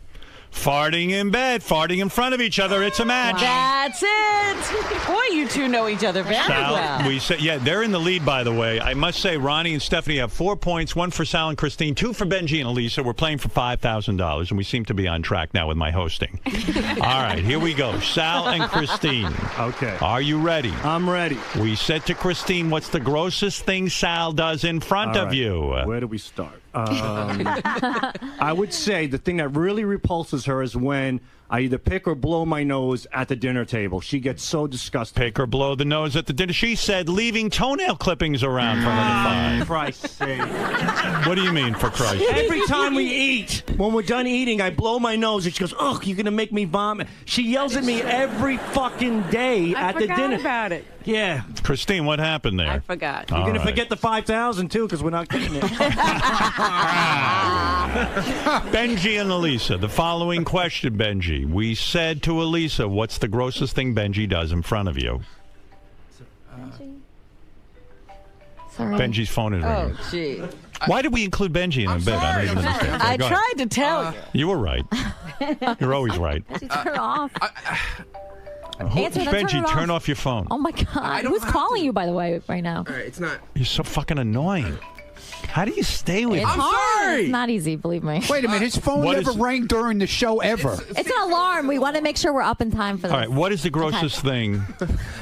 What is the grossest thing that you do in front? I guess fart also. Farting. What did you say, It's Elisa? kind of like that. It's very similar. No, smelling up the bathroom. Smelling up I'm not the gonna. She bathroom. likes when you shit in the bathroom. She loves smelling I like it. I like the smell. Yeah. I told him. Yeah, she loves when you shit. Elisa just stunk up the bathroom in our bathroom. Is that right? Yeah. I did not. She went in the bathroom and then somebody went in there from Howard TV. That is not true. Well, that's what they told me. I peed. He was in there with me, actually. No. The first time you went in. Oh, really? You think I would go in there? I with a don't know. camera? I was just told that. That's okay, all right. Well, who told Did you you- that? Who told you Somebody that, from Ron? Howard TV. Who's the name? Whoever went in there. Who's the name? I'm I not want to gonna- know I'm who's the not- name. I'm not a Tell me. rat. I think I could guess who's the name. Who? Who do you think said it? Rhymes with bitchy. Oh, Richie? Oh. You don't get along with Richie, do you? No, I mean, you know. Why? Anyway, that's what I don't understand I can that. guarantee that that's the person who said it to Ronnie. Ronnie, is that true? I'm not saying. He claimed you took a dump in the bathroom? Such a genius. I know everything. You did not take a dump. I did not. Benji All was in right. there with me watching me. I would never do that in front of him. All right. Nice try. Ronnie, here we Not go. me. You are. I'll lick that. All right, lick here we his go. too. Let's keep playing the game. The score is Ronnie and Stephanie 4, Sal and Christine 1, and Benji and Elisa 2. It's exciting. $5,000 prize. Lots of questions to go anyone's game. Here we go. Are you ready? Ready. Ronnie. We said to Stephanie, what about your partner's behavior do you find to be the most embarrassing? What is it you do that embarrasses her the most? Got to be something you do that embarrasses her. I don't know. Probably when I drink, I get fucked up at a party or something. When he drinks, what did you say? Nothing. Okay. Well, no point there. You're perfect, Ronnie. Okay. What are you doing? Sal and Christine. All right. All right, here we go, Sal. We said to Christine, what about your partner's behavior do you find the most embarrassing? I would say when I drink and make fun of her. I make fun of her a lot. Poke jabs at her when, you know. You don't listen. Oh, for Christ's sake. Boy, Christ's sake, it's apparently getting a big she doesn't workout. listen because you're getting all the answers wrong. That was a perfect opportunity to move into a better position. I mean, yeah, the position at the door as soon as I go. What? No. Christine, you gotta help me here. You gotta. Christine. Times are tough. I got bills to pay. Christine, come on. He wants to win. He's got a lot of drinking problems, apparently. Everything's associated with Well, drinking. when I drink, I don't remember. I don't listen. Benji, we said to the very beautiful Lisa, what about your partner's behavior do you find the most embarrassing? Go ahead. I don't do this anymore, but maybe like looking at other women. Looking at other women. What did you say? Refusing to sing. You know, in the band. Oh, That embarrasses her. I'm sorry.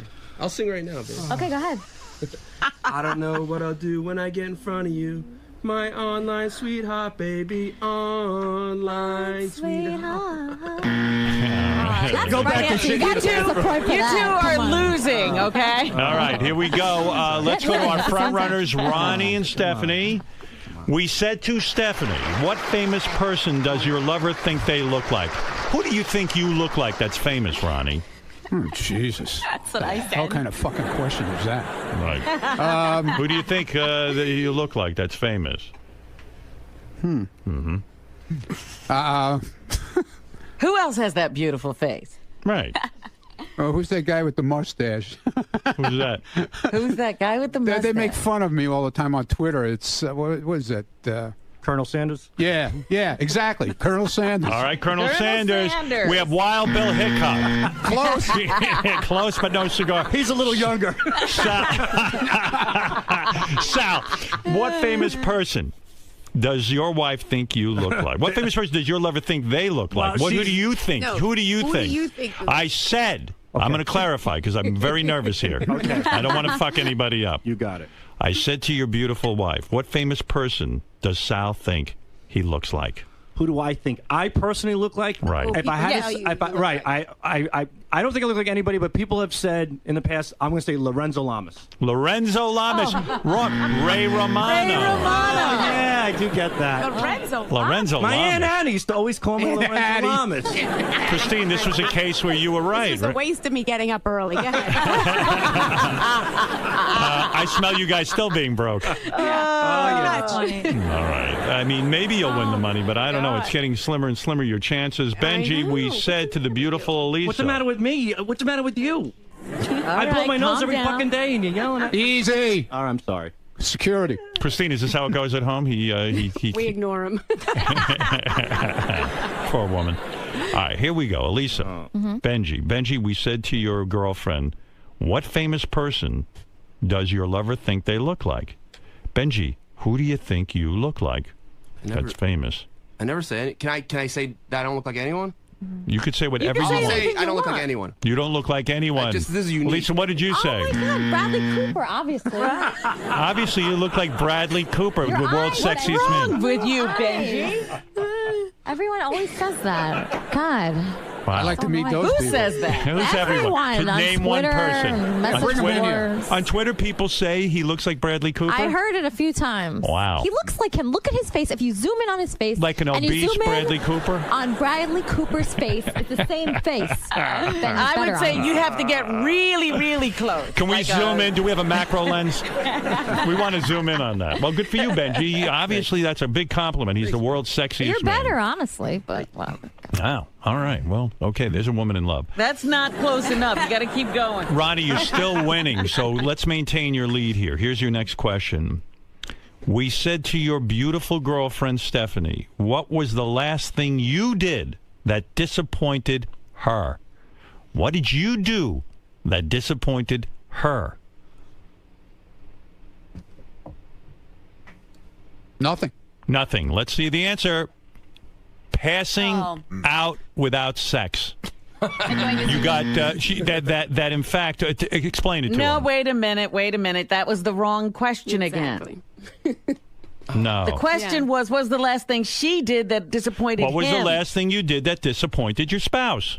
Right. That I did. He thought That's what we asked. He was answering I said what we he asked did. your beautiful. Well, he answered wrong. I asked the right question because I said, "What did we said to your spouse?" I think we should I'm get a right. point for that. Robin, I'm right. I'll go to the judge. All right. These are. I don't know how this keeps happening. They don't understand me. One time I fucked up. Either you don't understand or they don't I did not understand. fuck up a second time. All right, just be very clear Sal, and I'm slow. very clear. Sal and Christine, we said to Christine, what was the last thing you did that disappointed your spouse? Right.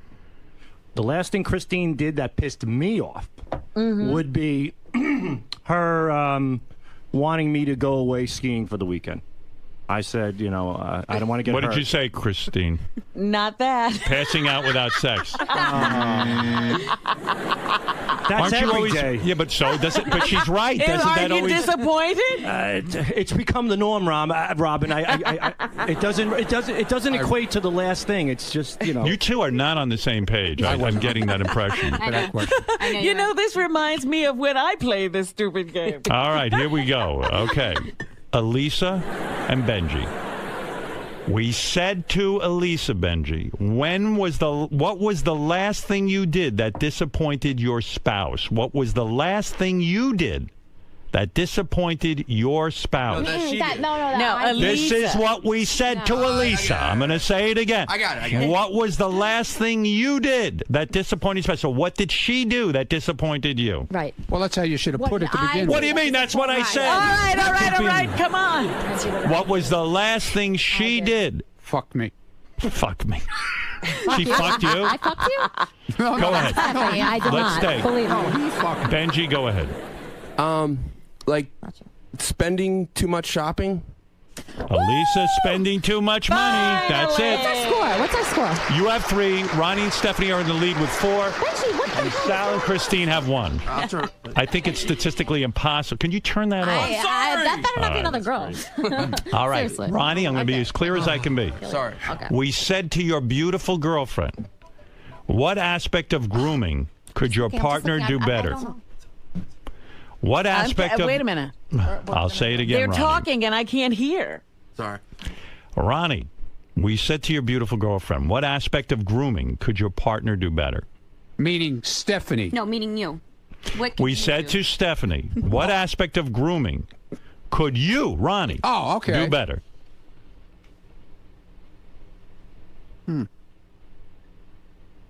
Doesn't matter if I read it to you the right way. You still don't have a fucking answer. Fuck off. Fuck me on the last one. No, I didn't.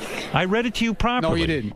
Gary So said get I this did. one. All right, whatever. All right, Ron, what aspect of grooming could you, Ronnie, do better?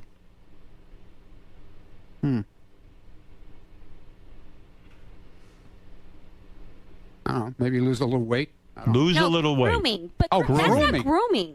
Losing weight's not grooming.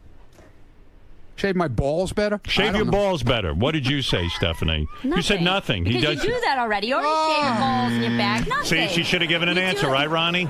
That's what I told her. Don't say I fucked you on that one. No, you didn't. All You should right. get a point for the Last other one, though. maybe, but not this Yeah, one. the other one. I agree with the last one. All right. Looks like you're winning anyway. Sal and Christine, we said, what aspect of grooming could you, Sal, do better? Right. Don't think so hard. Just answer. Coach him a little. Okay, go ahead. Is brushing your teeth grooming? I don't. Yes. Okay. Well, the thing is, I'll say brushing my teeth. All right. She said brushing your teeth. You Thank finally you, got one. Sal. Said you had She shit said breath. the right thing. She She said, said that's an excuse to get her away from me, Robin. My breath No, doesn't but smell she- when she wants my money. no, but you know what she said? Stop thinking, and you got it right. As soon as you think, you get it wrong. Sal, you say your breath really does smell good. My breath. I'm laying in bed. I want a little action. Comes. Oh, your breath smells like a sewer. So she knows I'm too lazy Brush to get your up and teeth. brush my teeth. So I roll over and go to sleep. Is that my fault? Brush your teeth. I But don't no. know. So you're saying your breath smells good. I've grabbed my Smell it children now. who don't lie, and I said, "Smell Daddy's breath," and like, Dad, there's not a thing there. It's perfect. Right, And right. she's like, "Oh." Like I just ate out a horse's ass with this. Christine, is it true that perhaps you are using that as an excuse to keep Sal Can away? somebody smell his breath now? Go I ahead, had Benji will. Benji, smell his breath. I had some coffee. I mean, go ahead, smell his breath. Be careful. Oh, And answer honestly. Oh. How's it smell? Come on. You heard the. I want someone normal to smell it. Hey, wait a second. How does it smell? There's a slight. It's not a bad smell, but there's a smell to it, maybe for the chemical cigarette you do. But I don't think it's that bad. I have a cup of coffee in front of me, right? But it's not a bad coffee. Does it smell like shit? Stephanie, would you smell Sal's breath? No, I don't want to do it to I a was girl. like, if I have to. Yeah, all right, Only if all I could right, smell her pussy. All right, game over. I'm out of here. You're not getting laid for a year. That's the kind of stuff you have a problem with Sal, right? When he says stuff like that, Yeah. right, Christine? Right. Yeah. And he actually does it. Right. Yeah, I smelled Ronnie's pussy the other day. All right, Benji and Elisa, let's get down to it. Please, Elisa, keep quiet now. Don't give that answer out. Okay, we said to Elisa, what aspect of grooming could Benji do better? No cheating. Can I say like as much as No, 15 said? don't say anything, or I'll take away a point. Okay. Go ahead, Benji. I know she it's either my breath or my beard. Or I'll say nothing. Nothing. All right, what did you say, Elisa? Wiping better? No. Tell him what you said. It's like, you know, when I tried to get you a facial yesterday and you wouldn't go. Clean and his it's skin embarrassing. better. She's into, You have I flaky like him at the skin. spa. He's great at the spa. You're gross on your face. Wonderful. No, it's not it. I want him to have a nice spa experience. All right, okay. Well, the score is still Ronnie and Stephanie in first place, Sal and Christine in last place, and Benji and Elisa right in the middle. All right. There's only a Still point win. separating Oh, my God, the two, the leader from the second place. Okay, here we go. Are you ready, Ronnie? Yeah. Ronnie and Stephanie. Ronnie, we said to Stephanie, what sexual request has Ronnie made that you denied? Howard, can I Yes. just jump in? I don't mean to interrupt, but is this the question you skipped? Do they need to get rid of their cards? I think this might be the. I don't know. I lost track. I would think What so. was yeah. the question? This is the same one, yeah. I don't know. He's right. I can't wait for this to be over. This is the one we skipped. This isn't the one. This isn't the No, one. this isn't the one we same- skipped. We Yes, did it skip is. one, but we'll see what happens when you hold up your card. You might be a card or two out of line. Okay. What sexual request have you, Ronnie, made? Hold on. I'm going to start again. Stephanie. Stephanie, we said to you, Stephanie, what sexual request has Ronnie made that you denied? You asked her for something, Ronnie. Nothing. Nothing. The answer is skip that card. this card. Yeah, go ahead. It's nothing. That's right. All right.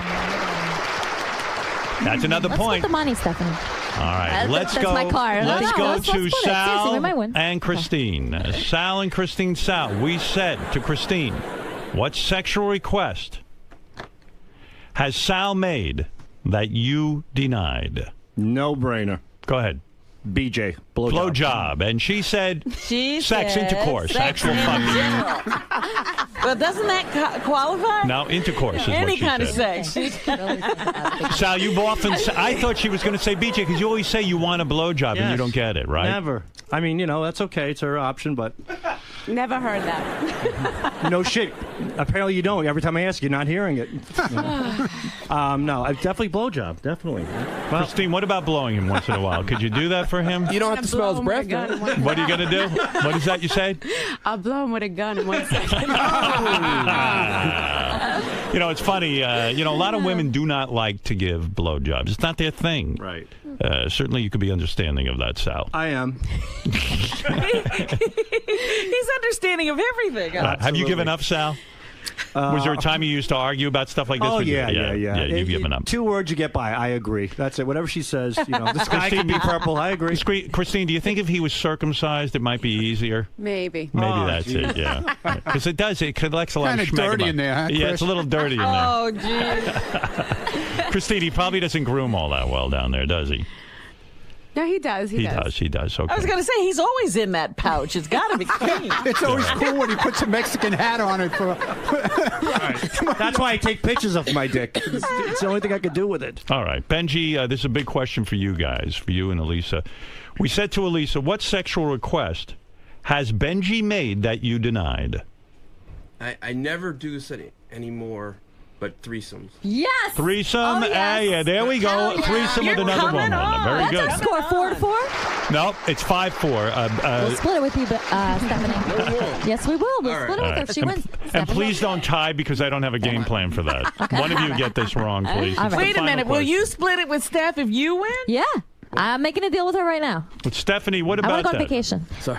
Stephanie, would you, if We since might Sal win. and Christine are out of the running, Yes. and you are winning right now, Yes. Ronnie and Stephanie are winning.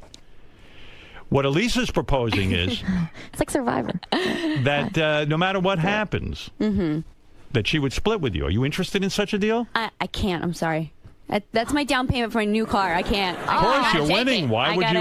We might win this one. Oh, You do have a shot. we do All have right, a shot. Here All we right, go. all right. I Final- just thought I'd put it out there. Yeah. If we win? No, they're not going to win. That would be insane. All right, here we go. They're Here we not go. going to win. Okay. We don't even need to answer. All right, for the first time, I'm going to go to Benji and Elisa Oh, first. good. Okay. This way it'll give Ronnie some let's do time it. to think this time. All right. Oh, yeah. Okay. We said to Gonna be sorry. Elisa, Benji, Listen carefully. if your lover could have sex with someone you both personally know, who would it be?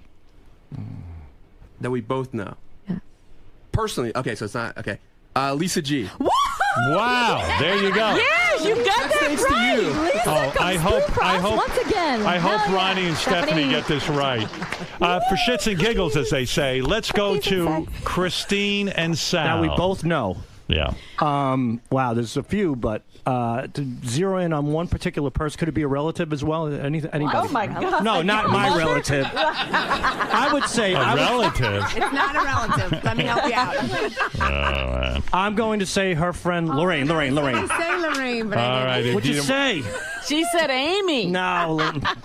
Because your phone. Sorry. Please, this is great suspense. Now, let me explain what's going on. There's a tie between Ronnie's team and Benji's team. Benji and Elisa's team. Ronnie and Stephanie. Now, Ronnie, if you get this right, you win the whole thing. If you tie, what are we going to do? Can we just split the money if you tie? Yes, Stephanie, good. I already said No, she said if No, Stephanie has a Stephanie. want to. I don't want to go into a tiebreaker. Would you guys agree to split the money? Yes, if you I win? would. I would absolutely agree. Stephanie and Ronnie, Come would on, you agree? Stephanie, the car, Stephanie how and much could it Ronnie, would you agree to split the money if we have a tie? I guess. In the case of a tie. Yeah, because I don't have a tiebreaker question, and I'm sick of this. I can't wait to throw you all out here. All right. Ronnie and Stephanie, if you get this right, you win the whole thing. If you get this right, you win the whole thing. I'll repeat the question. Ronnie, we said to Stephanie, if your lover could have sex with someone you both personally know, who would it be? I could have sex with. If you, Ronnie, could have sex with someone you both personally know, who would it be? Could I say that I took it as a... I don't want No. Nothing. You Now, can't one give a thing. clue. Why when I watch the Newlywed Game, it seems so controlled, and now when I host it, it's a mess. I'm a shitty host. Yeah. Those people are better screened. Yeah. What do you mean? We're good. We're good people. No, the questions are written better. His phone's been going off the whole game. Where does that? What else But does we that still happen? might win, even with the phone. All right. Let's everyone quiet down. I know you're excited. He's so excited. Just calm down. I know you're excited. Ronnie, this is your time to shine or blow it all. Oh my God. Somebody we both know. Answer the question. I said to Stephanie, I'll repeat it one more time. If your lover could have sex with someone you both personally know, I'm excited. who would it be? Brittany. The answer is Brittany. You win the whole fucking thing. Wonderful. Split it. You still want to split the money? Wow. Thank God. Oh, Get a new pacemaker, but Ronnie. no, we should win half because we only been together a year. They've been together 6 years. Hey, They've take been it together easy. for 20 years and they don't know each other. Easy. not going to win. Sorry. Isn't it? Sorry, Let's first of all, Sorry. Christine and Sal, Congratulations. you've been together how many years as a couple? 17. 17 years, and yet you got the least amount right. You only got 2 right out of a lot of questions. Christine, what does that say to you? We almost won. He thinks too much. He's overthinking. Yeah, he's thinking it too much. He overthinks. He does. Yeah. Right. All right. Benji and Elisa, very impressive for a couple that's 1 year. 1 year. year. And we always have Lisa G. But yeah, Lisa G, we'll see you after this. Right. Want to go to lunch? Would you guys have Lisa G in your bedroom at all? Sure, yeah. If she wants to come, we'll have her in there, and she can bring I cookies. would love to hear about I'd that. love to be a fly on the wall for that. And, You're invited too. Bring your money. Stephanie and Ronnie, congratulations. How long have you guys been together? Almost 6 years. Almost 6. 6 years this May. You really know each other very well, don't you? Yeah, and I would have had the other point if I wouldn't have known the question. But right. yeah, you would have got that. Blame me. Blame I me. will. But hey, what? We still won, man. You still won, so there's no controversy. He didn't hold you back. Thank God. All right. The $5,000 grand prize. Stephanie, what are you going to do with the money? Clearly, it's yours. New car? A new car. Is that right? Yeah. You're getting Can we go a in new your car. car? Getting a new car. Didn't you guys just get a new car? He got a I Pace did. car. I still No, drive she's around got- a shipbox car that. What do you inside of it. drive? A 99 Mitsubishi Eclipse. A what? A 99 Mitsubishi Eclipse. It's a convertible. What are you going to get? What are you going to get if you... Probably the Pontiac G6, another convertible. Wow, all right, Yeah. very nice. The $5,000 grand prize for the Newlywed Game is provided by Playtex Fresh and Sexy Intimate Wipes for before and after sex. Be clean where it counts. Because you two ladies are so beautiful, each of you will get $500 as a little thank runner-up you. prize. We love those Christine, wipes. what are you going to do with the money? You look disappointed. Get an attorney. Go to Mexico for divorce. Good for you. Finally, a good answer. And Elisa, what are you going to do with the $500? I'm going to New Orleans to visit my family, and you know. For 500? Yeah, What are you, I'm hitchhiking? taking the train. Taking the train. All Get right, around very it. good. Yeah. All right, from She was behind. walking, now she's on the train. I got to tell you, Robin, I'm exhausted from the game. Yeah, it was a very tough hosting job. It really, usually I'm right spot on. I have to admit, I give myself a D- as a host, but I apologize to my audience and to the contestants. But all right, all turned out fine. We worked it all out. And we'll be back right after these words from the Newlywed Game.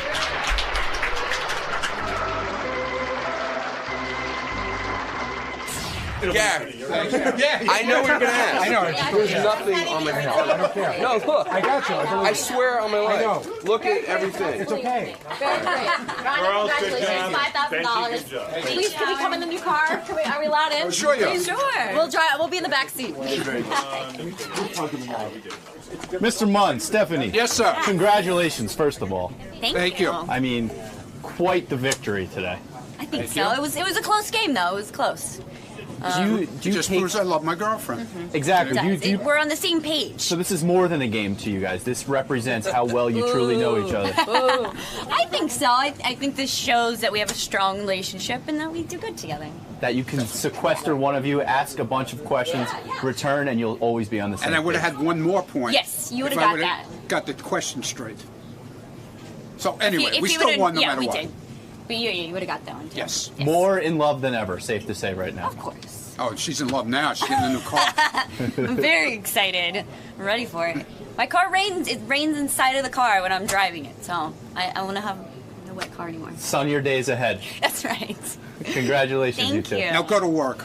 Yes, I have to go to work now. I have to go take care of little take care of the puppies dogs. and kittens and make sure they get healthy so they can go home. Better than taking care of Ronnie. Exactly. It is. I'm easy to take care of. Believe me. I don't know about that, but Yeah, okay. Kisses. Aww. Benji, Lisa, I'm sorry things didn't turn out the way you wanted them to earlier, but It was very messy. oh, and the third part, the missing piece of the puzzle here. After that cookie book cover, it was so hot. Right. We Googled it and we looked it up, and it was so beautiful. Howard did such a great job on the photo. Lisa looks so hot in it. We had to have a fantasy. I'm sorry. We just had to. A lot of men, I'm sure, did. Lisa, do you echo this sentiment?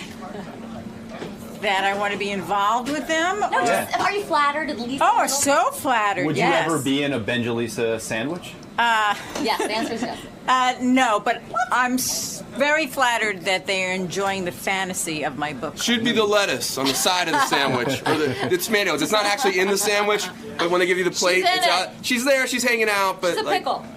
But I really wasn't beautiful in it. You pickle. were dressed as you were in the apron, right? No, I was in the apron. I'm you. Oh, okay. I'm you. I thought I was. You're not Lisa. So you want let's. to be Lisa? I was a cookie. Can we get a little Everybody. insight into what? So you're in the apron. What do you say? Something like the cookies are done. and Lisa has a non-career. Bend me over. Oh. Whoa! Oh. Now give me your cookie. Wow, that's hot. It is hot. Now, you did not emerge victorious today, but I don't think. told you that when I came. Right, you weren't expecting this. You weren't expecting a victory. I knew better. do you see this? Do you view this as just a game, or is it more? Does this indicate that maybe perhaps after 17 years you don't know each other as well as you should? I think it's just a game, and I think that, you know, over 20 years, there's a million things you could choose. You Right. got to pick one. Exactly. So it made it harder for you guys. Yeah, it's a lot. The longer you're together, the more you can choose from. It's obvious. I mean, like when he asked what grosses her out, I mean, there's a million things. You know, the farting. Well, that's just because it's you, Sal. Yeah, that's true. That is true. Maybe that's not a good example. Good answer, Stephanie. Good That would answer. apply to anybody. Christine, how many times a day, because it seemed like Sal's natural reaction every time you guys got a question wrong was, oh, Christ. How many times does he utter that phrase throughout the course of a day? Quite often, I guess. I'll have to count. Tomorrow I'll count. So the key to marriage sometimes is having to use the Lord's name in vain. No, the Some key it to is, marriage, apparently. it's tolerance. You know, she tolerates me, and you know, I don't tolerate. I mean, I do tolerate her. I don't tolerate. I don't know what I'm talking about. Stop talking. Just do yourself a favor. Stop talking. It's all good. This is a real marriage. A real marriage. 17 years through thick and thin, up and down. That's it. We are victorious. We will always be together.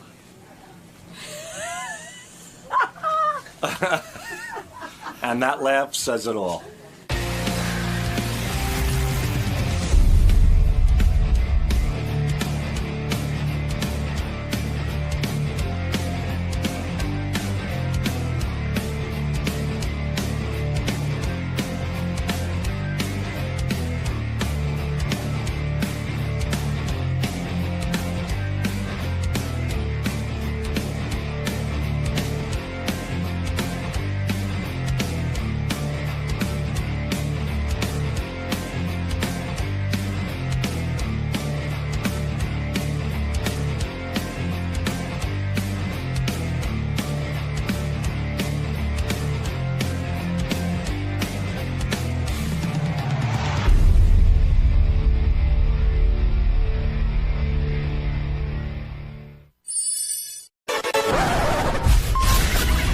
This is a Howard TV original production.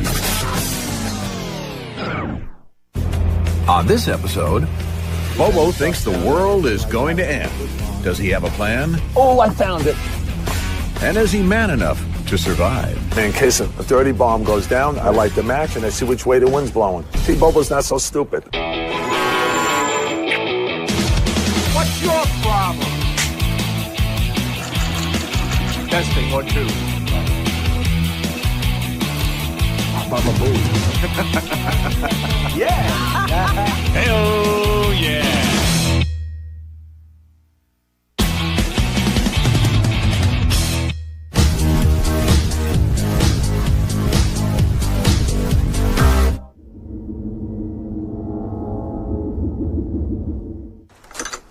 Hey guys, what's happening? Welcome to the Bobo compound.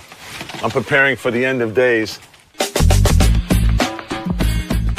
Why I think the world's going to end? Because there's a lot of crazy people, and on this day, December 21st, I feel that someone wants to make a name for themselves, and maybe he's going to light off a dirty bomb in the city. And I just want to show you guys a lot of the things that I have prepared for the end of days that might be happening this Friday, the 21st.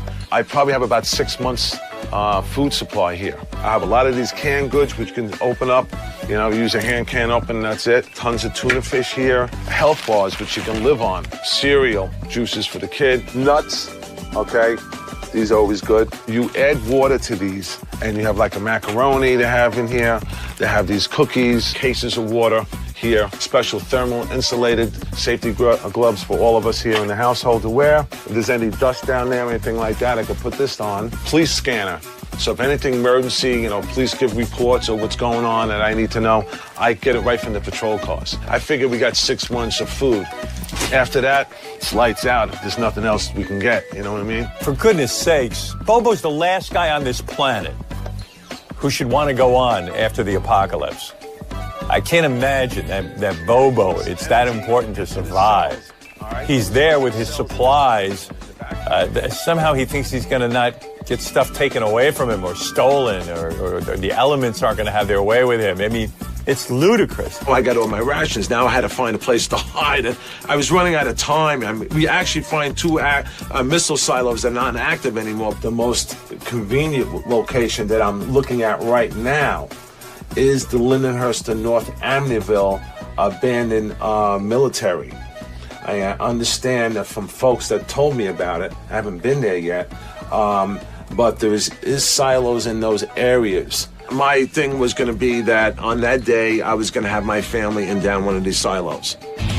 I'm excited right now. We're going to go to the Amityville location because the Amityville is the closest, and that's what you want. You want quick response. You got to get there quick, in and out. So that's where we're going to go right now. Going to take a little ride, and on our way to the first location, and then we'll be going to Oyster.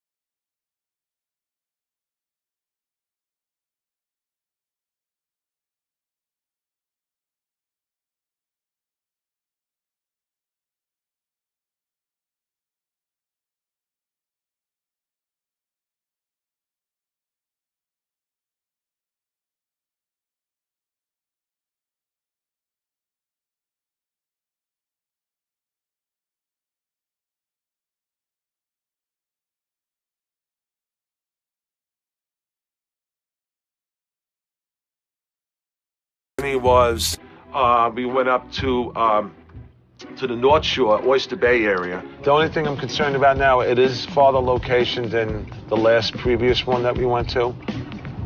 As far as time, it may take about 30 minutes to get here.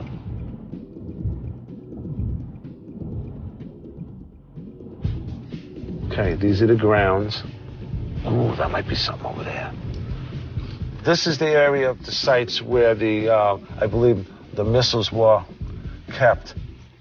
And this is location number 2. Well, the second location was interesting because this time it was actually a parking lot, but it had a silo under it. So, which we may not have ever found if it wasn't for the people we saw standing there when we pulled into the lot. I saw you hanging out here, and I was just wondering if you can give me some information on, the abandoned missile silos here. The steel plates are where the launches were. Really? Okay, and underneath all that debris and brush and all of that is the hatches. Are where the storage facilities were. Now, is there any hatches I can look at? No, you couldn't get into anything at all. No, they have no vent caps. There are some steel vent caps that you can see on the middle and the end one. Yeah. This has all been covered up. This Oh. one. Would I be able to look at that vent caps? Yeah, you can. Oh, cool. Take a look. Very good. Oh, I found it.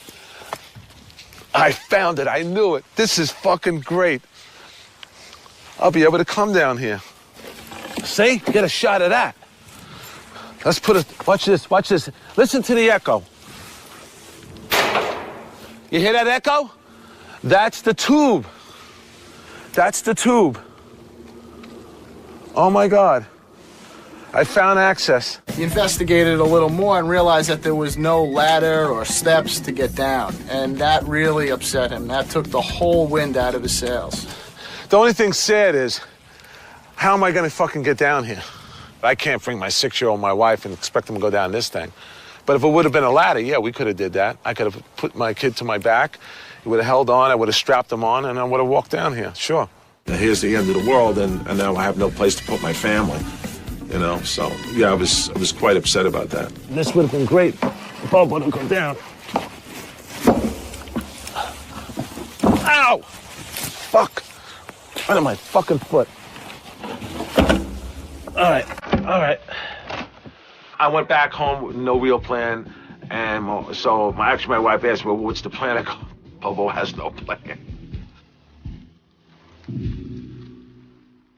Folks, hasta vista, whatever they call it, son of bananas. I don't know what's going to happen, okay, when the shit hits the fan. Good luck to all of you and super fans. This might be the last time you might see Bobo alive again, okay? So, but it was a great ride. Howard, thank you so much for the great ride. Many, many years of great radio. And hopefully, maybe this will continue, and we'll see each other on January 2nd. I don't know, but this is it, man. Bobo out.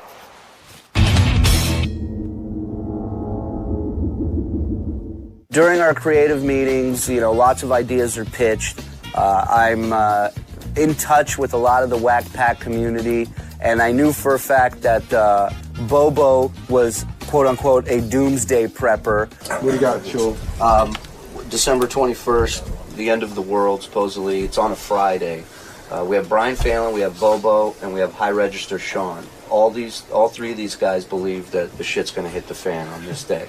Shuli said it could be cool to have a 101 special with Bobo discussing the end of the world and taking phone calls and whatnot. I just said, hey, instead of doing that, why don't we just invite Bobo in and pretend that the world really is ending? Let's just bring Bobo here. Is that maybe something so what you're saying, Sal, is you would invite Bobo down on Friday. Right.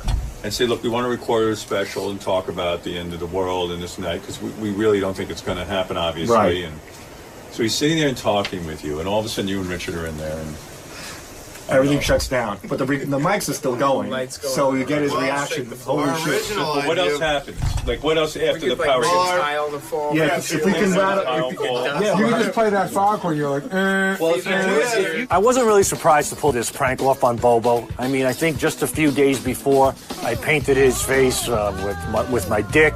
I shaved pubic hair off my ball sack and I put it on his face. So pulling this off, it really was, it was a lot easier than I thought it would be. As a matter of fact, I called Bobo in advance and I let him know that, hey, we need you to come down to do something, the Whack Pack playlist. I said, Sal, I'm not fucking coming up there December 21st. He goes, no, you got it, man. I said, Sal, I'm not coming up there. I said, it's the last day, Sal. He goes, what are you talking about? He goes, don't be stupid. I knew he was putty in my hands.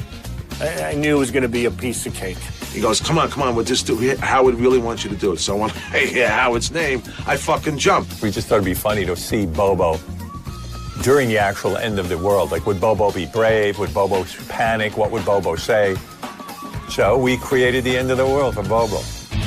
I helped get this thing going and get it organized and get the plan in motion with Sal and DePace and Mike Schiff. Doug came to me and he said that the guys had been working on this prank that they wanted to do on Bobo. I wasn't part of the creative meetings or anything, so I just came in afterwards, and then I started bouncing around emails between Sal and Doug and all these guys, and that's pretty much how it all started. So the guys came to me and said they were going to pull this prank on Bobo, and we had to get prepared, and we started talking about all ways that we could fool him with, you know, putting subwoofers in the floor and night vision cameras. So they filled me in on a couple of pranks that they wanted to pull off for this thing. One was to have this emergency broadcast notice to go on while he was in the studio. Another was to have the room to shake. Then the third thing was to have a couple of things rattle around the room, some boxes falling down. So we just worked really hard that morning and just tried to put all this stuff together to make it as convincing as possible. All right, so I'm just going to crank on every camera. I'm a true professional. They said they need me to cover this. I did. We used 4 cameras. We just decided to let it play sort of a little more natural, played it wide, and at the moment that it called for, we would kill the lights and you would see darkness, and that's how we did it. Geniuses. The faders aren't doing it here for my C&D shot. You know, this isn't my board. I could do it with the grass. Let's do that. That's probably the easiest and best option. I'm wondering if we can still hide that night vision camera somewhere close. Just for extra coverage, I had an extra camera that had night vision capabilities on it, so I put that on Howard's desk. And so once the lights would go off, we'd still be able to see what was going on in the studio. Once Bobo gets here, I guess or as soon as he gets here, we'll get you a camera and just start shooting. Start shooting in like BTS. My role in the prank with Bobo was to be the camera operator inside the studio. So that in Bobo's mind, there were 3 people within this studio. It was Bobo, it was Sal, and myself. And that was it. If you jump in this area, it kind of antics of it. You can see all the lights starting to kind of shake a bit. Since there's a floating floor in the studio, you could pretty much be anywhere in the room, and if you're jumping around, you're going to feel it almost everywhere. So we were trying to find the perfect place to put somebody. Does this make the floor bounce? Yeah. Yeah, it does. Like some more than the other one, I think. Yeah. That's really good. Oh, it might be better in here. I'm gonna let you do your own thing, but you want to just spin and stop and then do a lot more and stuff. Is it having that big an effect when I shake? Yeah, the room shakes. In the preparation, we just kind of decided that it would be a good idea to throw some CDs and books in boxes right off the top of the rafters there. You can do this. Oh, you're shaking. We got the ladder, all right. It was a very cramped space. I was basically hunched over, and we decided that these large boxes were going to be thrown off with all this stuff in it.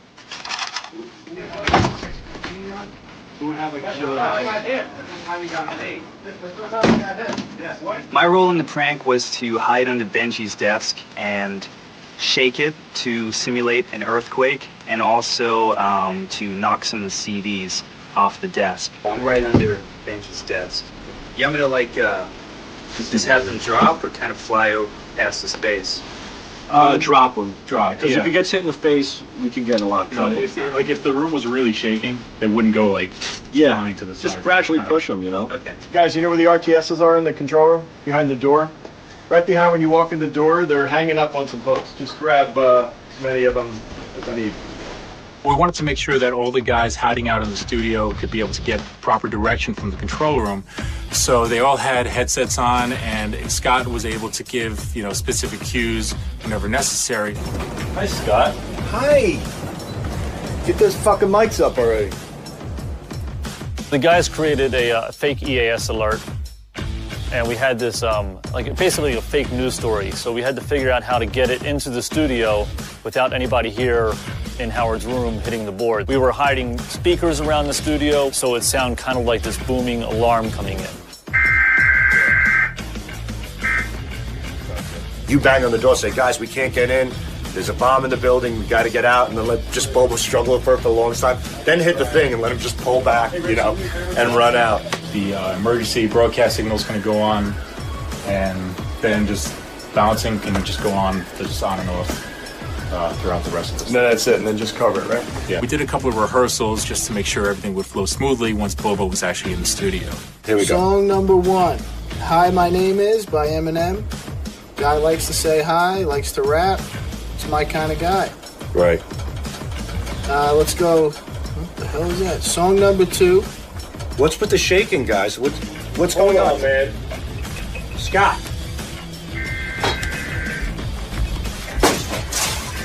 Attention.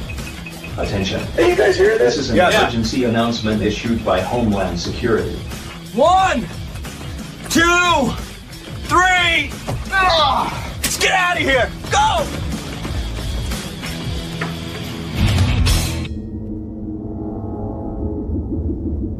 Finally, the end of the world is here.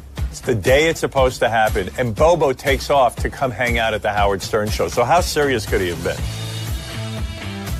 I'm a fucking nervous wreck, but I came up here because I was told that, Howard wanted me to do something, and I did it. Bobo, we are here December 21st. It is D-Day, and you are here recording a Whack Pack playlist, correct? Yes, Shuli, I put my life on the line coming up here. I can't believe you're here. I can't believe it either. My role the day of the prank is basically not to let on that anything is going to happen, and just interview Bobo as if it's a normal, interview. What do you have with you? I have a police scanner. I get all the police departments and the fire departments in the city in Long Island, and I have it on standby, just in case something goes down and how to get out of the city. Plus, I brought books of matches with me in case a dirty bomb goes down. I light the match, and I see which way the wind's blowing. See, Bobo's not so stupid. No. So when Shuli was done with the interview, Sal came over, grabbed Bobo, took him into the studio, and they were ready to go. All right, let's get this over with. Do you have your list? Yes, I have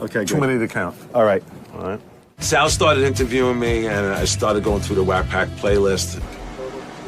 1, 2, 1, 2. So what you're going to do is you're going to go say, hey, it's Bobo. Welcome to the Whack Pack playlist on Howard TV. And then we'll do another cut. Welcome to Bobo's playlist on Howard 100 and Howard 101. We'll get that first. Hey, give me a little iris on the Brian. Hey, this is Bobo. Welcome to Whack Pack Playlist and Howard TV feature.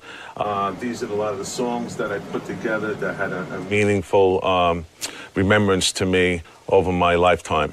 Okay, so let's We're go shift. through the list. You're going to tell me when you want to start, right? Wait, hold on. I can't let So let's go through the list, and I'll read you the songs right now.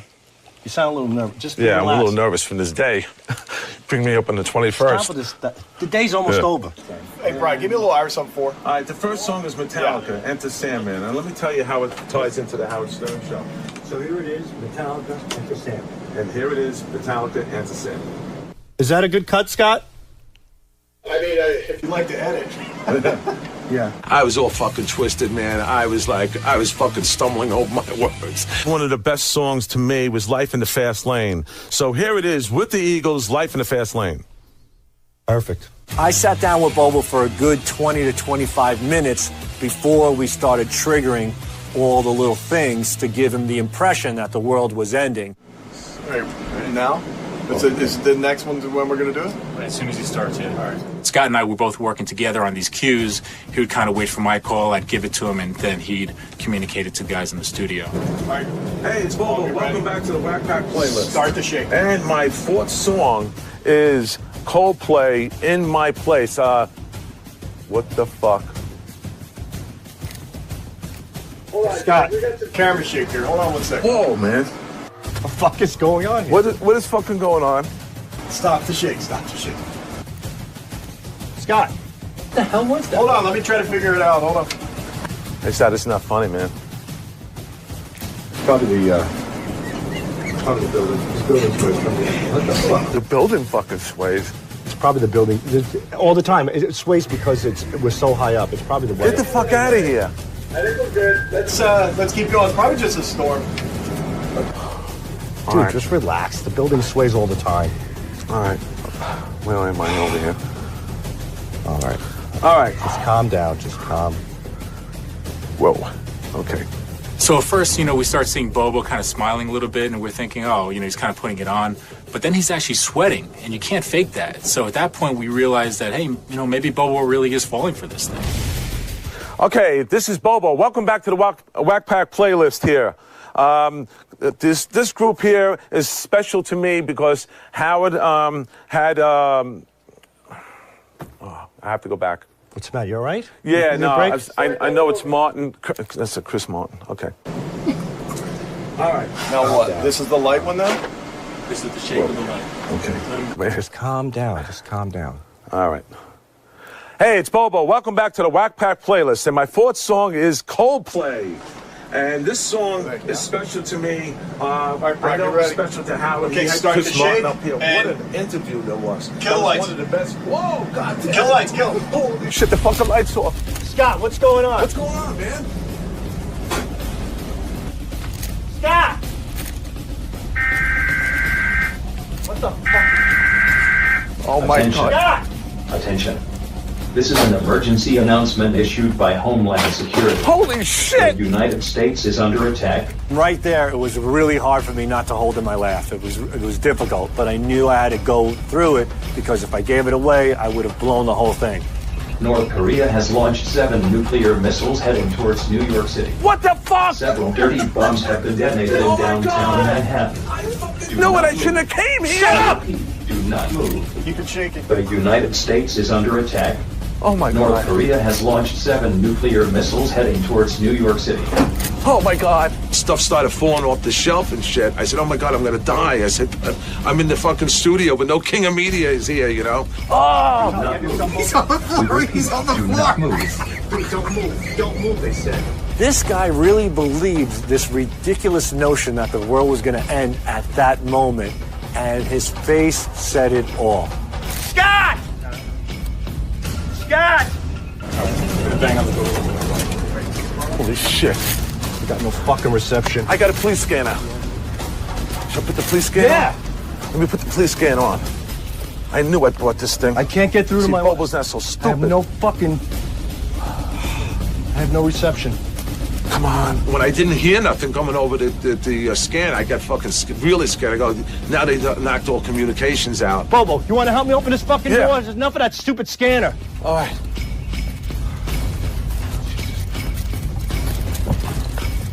Fucking pull it. Guys, can you hear me? Open it! Can you hear me? Open the fucking door! Holy shit! It's all fucking magnetic up here, that's why. Guys! Stop! Oh my God. Bobo, hold the door. Come on! Count to 3. Hold on. Just get up. 1, 2, 3. Get the fuck out of here! This way! We're going to get out of the building! I would think that Bobo would wonder why there's a camera guy just hanging out in the hallway when everyone else just left the building. But it seemed like it didn't really occur to him. So it was good because we were able to get the footage in the hallway that we needed. Where do we fucking go? What do you mean get out of the building? It was running in all these different directions, and we're like, you know what? We kind of looked at each other, and we said, hey, let's keep this thing going a little bit. I can't believe I'm gonna fucking die in the fucking studio that I so much fucking loved. I'm gonna fucking die here. I really thought something really happened in the city. We're fucking trapped like rats. Just sit tight like they said. We just have to wait. I'm a very sensitive guy, and I was starting to think that it was all gonna go down, and I was gonna lose my family. I was gonna die here in the studio. My wife was right. She's, oh my God, I should have fucking came here. She told me that. Now they're fucking home and I'm over here. I'm stuck here. And Howard's not even here. To at least fucking die with him. Dude, that's what you're thinking about right now? I got 3 kids at home. You worried about Howard not saying goodbye to you, asshole? When Sal was still trying to sell this thing to Bobo, some of the guys in the studio were clearly getting impatient because I think Patrick actually opened up the door a little bit to see what was going on. Holy shit.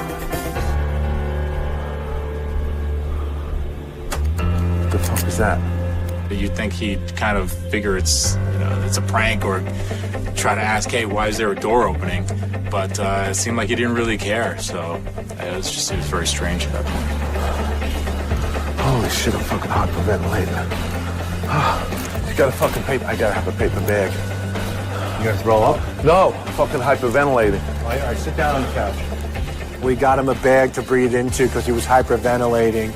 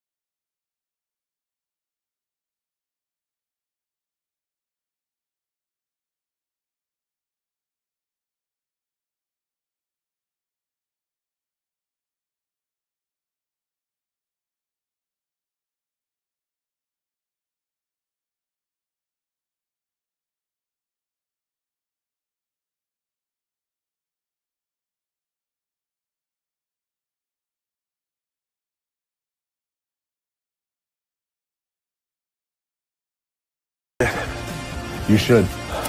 Whether or not Bobo was really falling for it or whether he was just kind of goofing on us in a way, like he just didn't buy it. Really didn't matter. It was still pretty funny regardless, so we had a good time with it anyway.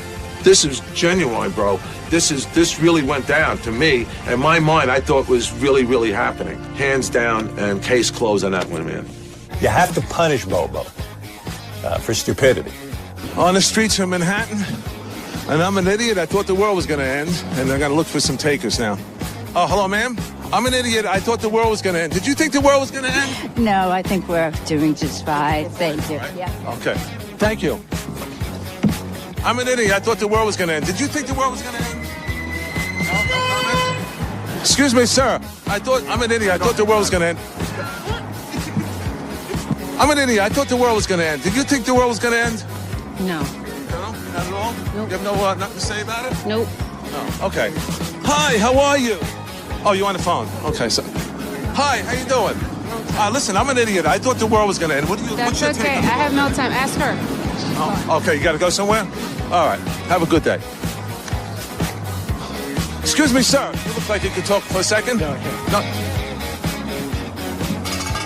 I'm an idiot. I thought the world was going to end, but it didn't. I'm here. We're alive. Thank God. Howard Stern Show 2013.